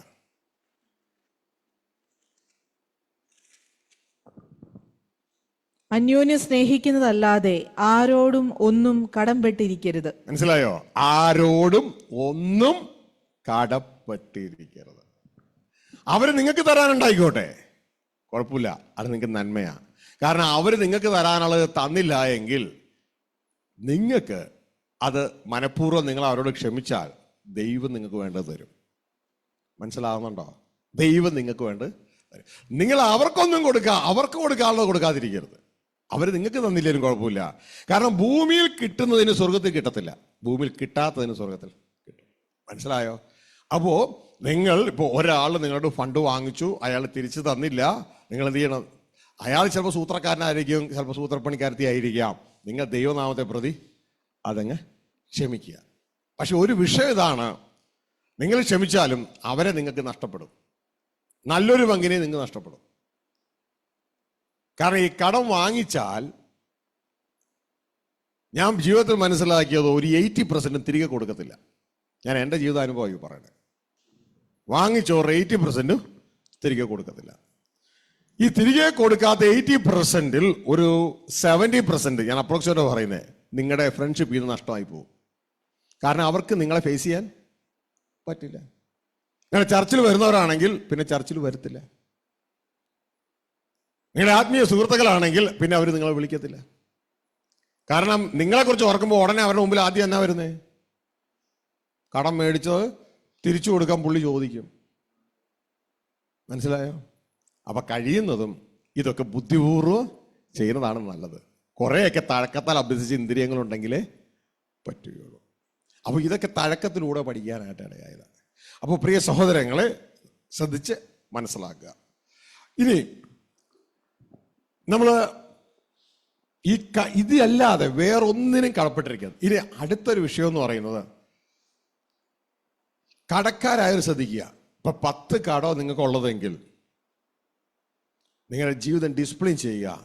ഈ യാത്രയിൽ അത് 11 ആകരുത്. 10 കുറയാനേ പാടുള്ളൂ, 10 കൂടാൻ പാടില്ല. മനസ്സിലായോ? അയാളുടെ നിന്ന് മേടിച്ച് ഞാൻ ഇയാൾക്ക് കൊടുക്കാം കാണിക്കരുത്, അബദ്ധം കാണിക്കരുത്. നിങ്ങൾ അങ്ങനെ ഒന്ന് ചെയ്താൽ നാളെ അതുപോലെ അടുത്തത് ചെയ്യും, അടുത്തത് ചെയ്യും, അടുത്തത് ചെയ്യും. കടക്കെണിയിൽ ഇങ്ങനെ കൂടിക്കൂടിയിരിക്കും. ക്രെഡിറ്റ് കാർഡ് കൊണ്ട് ഞാൻ എടുത്തു കൊടുക്കാം, ചെയ്യരുത്. 10 ഉള്ളോ, അത് കുറച്ച് ദിവസം അങ്ങനെ തന്നെ നിന്നാലും കുറച്ച് പേരുടെ തെറി കേട്ടാലും 11 ആക്കരുത്. 10 9 ആകണം, 9 8 ആകണം, 8 7 ആകണം. അപ്പോൾ നിങ്ങളുടെ ഹൃദയത്തിനും ഒരു മൊമെന്റം കിട്ടി. ആ കാര്യം കുറയുന്നുണ്ട്, ഞങ്ങളുടെ പ്ലാന് നടക്കുന്നുണ്ടോ. എൻ്റെ പ്രിയ കുഞ്ഞുങ്ങളെ, ഇത് നിങ്ങൾ ദൈവത്തിൽ ആശ്രയിച്ച് ആ ഫസ്റ്റ് സ്റ്റെപ്പ് എടുത്തതാണോ നിങ്ങൾ ചെയ്യുന്നത്? നിങ്ങളുടെ ജീവിതത്തിലെല്ലാം ദൈവം ഇത് മനോഹരമാക്കി തരും. മനസ്സിലാകുന്നുണ്ടോ? എല്ലാം പ്ലാൻ ചെയ്യുക, എന്നിട്ട് എല്ലാവർക്കും കുറേശ്ശെ ആയിട്ട് നിങ്ങൾ ചെയ്യുക. അപ്പോൾ അവന് മനസ്സിലായി, ഇതാ ഒരാൾക്ക് ഇപ്പോൾ 50,000 കൊടുക്കാനുണ്ട്, നിങ്ങൾ എല്ലാ മാസവും അതിൻ്റെ ഒരു 5% വെച്ച് കൊടുക്കാൻ തുടങ്ങി, മുടങ്ങാതെ. അപ്പൊ അദ്ദേഹത്തിന് മനസ്സിലായി, ഒറ്റയടിക്ക് 50 കൊടുത്തില്ല, 2,500 കൊടുത്തു. ചേട്ടാ എന്നിട്ട് വിളിച്ചിട്ട്, കിട്ടിയായിരുന്നോ? ആ കിട്ടിയായിരുന്നു. കറക്റ്റ് ഡേറ്റ് നിങ്ങൾ കൊടുക്കുക മാത്രമല്ല, വിളിച്ചുറപ്പിക്കുകയും. അപ്പൊ അദ്ദേഹത്തിന് സമാധാനമായി, എൻ്റെ പൈസ കിട്ടും. മനസ്സിലാകുന്നുണ്ടോ? അതേപോലെ മറ്റൊരാൾക്ക് അയാൾക്കും കൊടുത്ത് ഒരു വീതം, ഇയാൾക്കും കൊടുത്ത് ഒരു വീതം, ചെറിയ വീതമാണെങ്കിലും കൊടുത്ത് ഒരു പീരീഡ് ആകുമ്പോൾ അത് സോൾവ് ആകും. ഇതിൻ്റെ ഇടയിൽ ദൈവത്തിൻ്റെ ഫേവർ നിങ്ങൾക്ക് കടന്നു വരികയും പലയിടങ്ങളിലും ദൈവം ഫണ്ട് റിലീസ് ചെയ്യുകയും ചെയ്യും. നിങ്ങൾ ഉദ്ദേശിച്ചതിനേക്കാളും എളുപ്പത്തിൽ, നിങ്ങൾ ചോദിച്ചതിലും ചിന്തിക്കുന്നതിലും എളുപ്പത്തിൽ കർത്താവ് കാര്യങ്ങളെ നടത്തി തരുവാനായിട്ടുള്ള. മനസ്സിലായോ? അപ്പൊ എന്ത് ചെയ്യണം? ദൈവത്തിൽ ആശ്രയിക്കണം. ഈ വചനത്തിന്റെ പ്രിൻസിപ്പിളുകൾ നമ്മൾ സൂക്ഷിച്ചു വെക്കുക, മനസ്സിലാക്കുക, ഇതനുസരിച്ച് പ്ലാൻ ചെയ്യുക. ഇത് നിങ്ങൾ ഇപ്പൊ ഇത്ര കേട്ടുള്ളൂ. ഇനി നിങ്ങൾ മുട്ടുമടക്കുമ്പോൾ ദൈവം അപ്പോഴപ്പോഴുള്ള ഗൈഡൻസ് നിങ്ങൾക്ക് തരാനായിട്ട് ഇടയാകും. അപ്പൊ ഈ സ്റ്റെപ്പുകൾ എടുക്കുക, ഈ സ്റ്റെപ്പുകൾ എടുത്ത് മുന്നോട്ടേക്ക് പോകുക. അതിവേഗം നിങ്ങൾ ഇതിൽ നിന്ന് സ്വാതന്ത്ര്യം പ്രാപിക്കുമ്പോൾ ആർക്കാണ് ഗുണം? ദൈവത്തിനാണ് ഗുണം. ഹല്ലേലൂയ. കാരണം ദൈവത്തിന്റെ കൈകൾ ഫ്രീ ആയി. ദൈവത്തിന്റെ കൈകളാണ് ഞാനും നിങ്ങളും. ഹല്ലേലൂയ. ഇപ്പൊ ഞാൻ ഫ്രീ അല്ലെങ്കിൽ എനിക്ക് ഇവിടെ നിൽക്കാൻ പറ്റത്തില്ല. ഞാൻ ഫ്രീ ആയതുകൊണ്ടാണ് എനിക്ക് ഇവിടെ നിൽക്കാൻ പറ്റുന്നത്. എന്നെ ഫ്രീ ആക്കിയതാരാണ്? ഞാനല്ല, എൻ്റെ ദൈവമാണ്. എങ്ങനെ? ദൈവത്തിന്റെ വചനപ്രകാരം എൻ്റെ പ്രയോറിറ്റി ദൈവമായപ്പോൾ ദൈവം എൻ്റെ സാഹചര്യങ്ങളെയൊക്കെ മാറ്റി. ഞാൻ നിങ്ങളോട് പറഞ്ഞല്ലോ, ഇതാ അമ്മയുടെ സാലിമാല പണയം വെച്ച് പഠിക്കാൻ അയച്ച് ദരിദ്ര വീട്ടിൽ നിന്നുള്ള ഒരാളാണ്. പക്ഷേ ദൈവത്തിന്റെ വചനപ്രകാരം ദൈവം കാര്യങ്ങളെ കറക്റ്റ് ചെയ്തു. എൻ്റെ കഴിവോ മിടുക്കോ ഒന്നുമല്ല, പകരം ഒറ്റ കാര്യം, ദൈവത്തിലുള്ള ആശ്രയം. വേറെ ഒന്നും പറയാനില്ല. അതാണ് ദൈവം നമ്മുടെ ജീവിതത്തിൽ പ്രവർത്തിക്കാനായിട്ട് ഇടയാകുന്നത്. ഞാൻ എപ്പോഴും ചിന്തിക്കും, എൻ്റെ പഴയകാല ജീവിതം എന്തെങ്കിലും ഒരു നിസാര ജോലി കിട്ടിയിരുന്നെങ്കിൽ എന്ന് ഞാൻ ആഗ്രഹിച്ചു. ഞാൻ എറണാകുളം സൗത്ത് ബ്രിഡ്ജിലൂടെ അന്ന് എൻ്റെ അപ്പൻ്റെ ലാംബട്ടർ സ്കൂട്ടറും കൊണ്ട് പോവുക. പൊടി പിടിച്ചിട്ട് പാടില്ല, പൊടിയും വെയിലും പോവുക. അപ്പം ഞാൻ ഇലക്ട്രോണിക്സ് കടയിൽ നിന്ന് എന്തോ ഇതൊക്കെ സാധനം വാങ്ങിക്കാൻ വേണ്ടി ആ യാത്രയാണ്. അപ്പം ഞാൻ ചിന്തിച്ചു, അന്ന് വർഷങ്ങൾക്ക് മുമ്പ്, എനിക്ക് തോന്നുന്നു 32-33 വർഷങ്ങൾക്ക് മുമ്പാണ്, ചിന്തിച്ചു, മാസം ഒരു 10,000 രൂപ കിട്ടുന്ന ഒരു ജോലിയെങ്കിലും ഉണ്ടായിരുന്നെങ്കിൽ. ഈ കഷ്ടപ്പാട്, ഈ പൊടി തിന്ന് ഇങ്ങനെ സ്കൂട്ടറിൽ നടക്കുക. ഞാൻ എൻ്റെ പഴയകാല ജീവിതത്തിൽ നോക്കുകയാണ്. ആ സമയത്താണ് പലരുടെയും മുമ്പിൽ കൈ നീട്ടുന്നത്. പക്ഷേ ആ ഒരവസ്ഥയിൽ നിന്ന് സ്വർഗത്തിലെ ദൈവം തന്നിൽ ആശ്രയിച്ചു എന്നുള്ള പേരിൽ മനോഹരമായി മാറ്റി. ഇവിടെ എൻ്റെ ഒരു കഴിവും പറയാനില്ല. എൻ്റെ പ്രിയ കുഞ്ഞുങ്ങളെ, നമ്മുടെ സോഴ്സ്, നമ്മുടെ ജ്ഞാനം, നമ്മളുടെ ധനം എല്ലാം ദൈവമാണ്. ആ പോയിന്റിൽ സ്റ്റാർട്ട് ചെയ്യുക. ഹല്ലേലൂയ. ഇതാ യേശുക്രിസ്തു പറയുന്നത്. യേശുക്രിസ്തുവിന്റെ ബലം ദൈവമാണ്, യേശുക്രിസ്തുവിന്റെ ബലഹീനതയും ദൈവമാണ്. ബലവും ബലഹീനതയും. ഹല്ലേലൂയ. ഇതെൻ്റെ ജീവിതത്തിൽ ഞാൻ തിരിച്ചറിഞ്ഞു. യേശുക്രിസ്തു പറയാണ് ശിഷ്യന്മാരോട്, ശിഷ്യന്മാർ സ്നേഹിച്ചു. യേശു പറയാം, നിങ്ങളൊക്കെ എന്നെ വിട്ടുപോകും, പക്ഷേ എങ്കിലും ഞാൻ ഏകനല്ല, എൻ്റെ പിതാവ് എൻ്റെ കൂടെ ഉണ്ട്. യേശുക്രിസ്തുവിന്റെ ബലവാ. മനസ്സിലായോ? നിങ്ങളെല്ലാം എന്നെ വിട്ടുപോകും. ഇതാ ഞാൻ ആർക്കു വേണ്ടി വന്നോ അവരെല്ലാം കൂടി എന്നെ തല്ലിക്കൊല്ലും. എന്നെ തല്ലി ഇതാ കല്ലെറിഞ്ഞ് തുപ്പി ഗവൺമെന്റിനെ ഏൽപ്പിച്ചു കൊടുത്തു. ഗവൺമെന്റ് എന്നെ ക്രൂശിച്ചു. ഗവൺമെന്റ് വെറുതെ വിട്ടതാ, ഇവർ സമ്മതിച്ചില്ല, എന്നെ ക്രൂശിച്ചു. പക്ഷെ എൻ്റെ അപ്പൻ എന്ത് ചെയ്തു? എന്നെ മരണപാശങ്ങളെ അഴിച്ച് ദൈവം അവനെ എഴുന്നേൽപ്പിച്ചു. ഹല്ലേലൂയ. യേശുക്രിസ്തുവിന്റെ ബലമാ അപ്പൻ. അപ്പൊ തന്നെ യേശുക്രിസ്തുവിന്റെ ബലഹീനതയാണ് അപ്പൻ. യേശുക്രിസ്തു പറയാണ്, പിതാവേ കഴിയുമെങ്കിൽ ഈ പാനപാത്രം എന്നിൽ നിന്ന് ഒന്ന് മാറ്റിത്തരണമേ. അപ്പൊ യേശുവിന്റെ ഇഷ്ടമാണ് അതൊന്ന് മാറ്റിക്കിട്ടുക എന്നുള്ളത്. പക്ഷെ അപ്പം പറഞ്ഞു, ഇല്ല, നീ ഇതിലൂടെ കടന്നുപോയേ പറ്റും. യേശുക്രിസ്തു ഉരുകിപ്പോയി. യേശുവിന്റെ സ്വയം ഉരുകിപ്പോയി, ബലഹീനതയായി മാറി ഈ അപ്പൻ. ഹല്ലേലൂയ. യേശുവിന്റെ ആ സ്വയത്തിലെ ബലമൊക്കെ ഉരുകിപ്പോയി. അപ്പ എൻ്റെ ഇഷ്ടമല്ല, അങ്ങയുടെ ഇഷ്ടം ഇനി നിറവേറട്ടെ. മനസ്സിലാവുന്നുണ്ടോ? യേശുക്രിസ്തുവിന്റെ ബലവും ബലഹീനതയും അത്യുന്നതനായ ദൈവമാണ്. ഇതേപോലെ ക്രിസ്തുവിൽ നമ്മുടെ ബലവും ബലഹീനതയും ഈ അത്യുന്നതനായ ദൈവമാണ്. ഈ ക്രിസ്തുവിലാണ് നമ്മളെ ബലപ്പെടുത്തുന്നത്. ഇതുകൊണ്ട് ആ ദൈവത്തിന്റെ വചനം പറയുന്നത്, I can do all things in Christ which strengtheneth me. എന്നെ ശക്തനാക്കുന്നവൻ മുഖാന്തരം ഞാൻ സകലത്തിലും മതിയായതാ. ഈ ഒരു തിരിച്ചറിവ് നമ്മുടെ ജീവിതത്തിൽ ഉണ്ടാകണം. അതുകൊണ്ട് കടബാധ്യതയിലായിരിക്കുന്ന എല്ലാവരോടും പറയട്ടെ, നിങ്ങൾക്ക് ഇങ്ങനൊരു സിസ്റ്റമുണ്ട്, നിങ്ങളെ ശക്തനാക്കുന്ന സിസ്റ്റം. ക്രിസ്തുയേശുവിൽ സ്വർഗത്തിലെ സർവ്വ നന്മകളാലും സ്വർഗത്തിലെ ദൈവം നിങ്ങളെ അനുഗ്രഹിച്ചിരിക്കുന്നു. ആമേൻ, ഹല്ലേലൂയ. ഈ വചനങ്ങൾ പ്രാവർത്തികത്തിൽ കൊണ്ടുവരാൻ ദൈവം നിങ്ങളെ സഹായിക്കട്ടെ. നമുക്ക് ദൈവസന്നിധിയിൽ എഴുന്നേൽക്കാം. ഒരു നിമിഷം ദൈവസന്നിധിയിൽ പ്രാർത്ഥിക്കാം. കേട്ട വചനത്തിന്റെ മുമ്പാകെ നമുക്ക് നമ്മളെ തന്നെ സമർപ്പിക്കാം.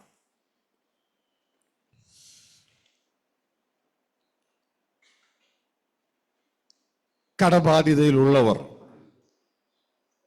തങ്ങളുടെ കടബാധ്യത ഈ കേട്ട വചനപ്രകാരം ഒന്ന് മാറ്റിയെടുക്കാൻ, ദൈവമേ എന്നെ സഹായിക്കണമേ എന്ന് ദൈവത്തോട് പ്രാർത്ഥിക്കുക. കടബാധ്യതയില്ലാത്ത സ്വതന്ത്രരായിരിക്കുന്നവർ, ഇവർക്ക് വേണ്ടിയും ലോകത്തിൽ നിങ്ങൾക്ക് അറിയാവുന്ന മറ്റ് ബാധിതരായ വ്യക്തികളും ദൈവത്തിൻ്റെ ഈ മെത്തേഡ് തിരിച്ചറിയുവാൻ, ഇത് അവർക്ക് ഷെയർ ചെയ്ത് കൊടുക്കുവാനും അവർ രക്ഷപ്പെടുവാനും ഇടയാകുവാൻ വേണ്ടി അവർക്ക് വേണ്ടി പ്രാർത്ഥിക്കുക. നിങ്ങൾ അവർക്ക് വേണ്ടി പ്രാർത്ഥിക്കുമ്പോൾ നിങ്ങളുടെ വിഷയങ്ങളുടെ മേല് ദൈവത്തിൻ്റെ കരം കടന്നു വരുവാനിടയാകും. ദൈവത്തോട് മാനസാന്തരത്തോടെ, പലപ്പോഴും പണമായിരുന്നു എൻ്റെ ദൈവം, വാഗൊണ്ട് ഞാൻ യേശുവിനെ കർത്താവെന്ന് പറഞ്ഞുവെങ്കിലും എൻ്റെ യജമാനൻ ദൈവമായിരുന്നില്ല, പണമായിരുന്നു. കാരണം വാഗൊണ്ടാണ് ഞാൻ പറഞ്ഞത്, പക്ഷെ എൻ്റെ ജീവിതം കൊണ്ട് ഞാൻ പറഞ്ഞത് പണമാണ് എൻ്റെ യജമാനൻ. മാനസാന്തരത്തോടെ ദൈവത്തെങ്കിലേക്ക് തിരിയട്ടെ, മാനസാന്തരത്തോടെ ദൈവത്തെങ്കിലേക്ക് തിരിയട്ടെ.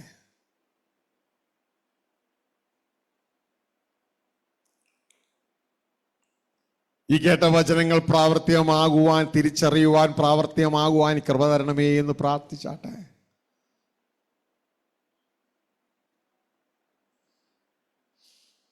ഞങ്ങളുടെ സ്വർഗസ്ഥ പിതാവേ, ഇപ്പോൾ ഈ ഹോളിൽ ശബ്ദ കാഴ്ചവതിയിൽ സമർപ്പിക്കപ്പെട്ട ഏവർക്കായി സ്തോത്രം.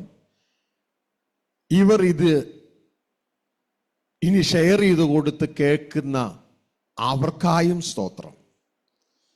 ഞങ്ങൾ ഒരുമിച്ച് ഈ ഭൂമിയിൽ ക്രിസ്തുവിൻ്റെ അവയവങ്ങളായ അങ്ങയുടെ കൈകളും കാലുകളും ഒക്കെയായി ബന്ധിക്കപ്പെടാതെ അങ്ങേക്ക് വേണ്ടി പ്രവർത്തിക്കുന്ന അവയവങ്ങളായി തീരുവാൻ അങ്ങ് ഞങ്ങൾക്ക് തന്ന വചനത്തിനായി നന്ദിയോടെ സ്തോത്രം.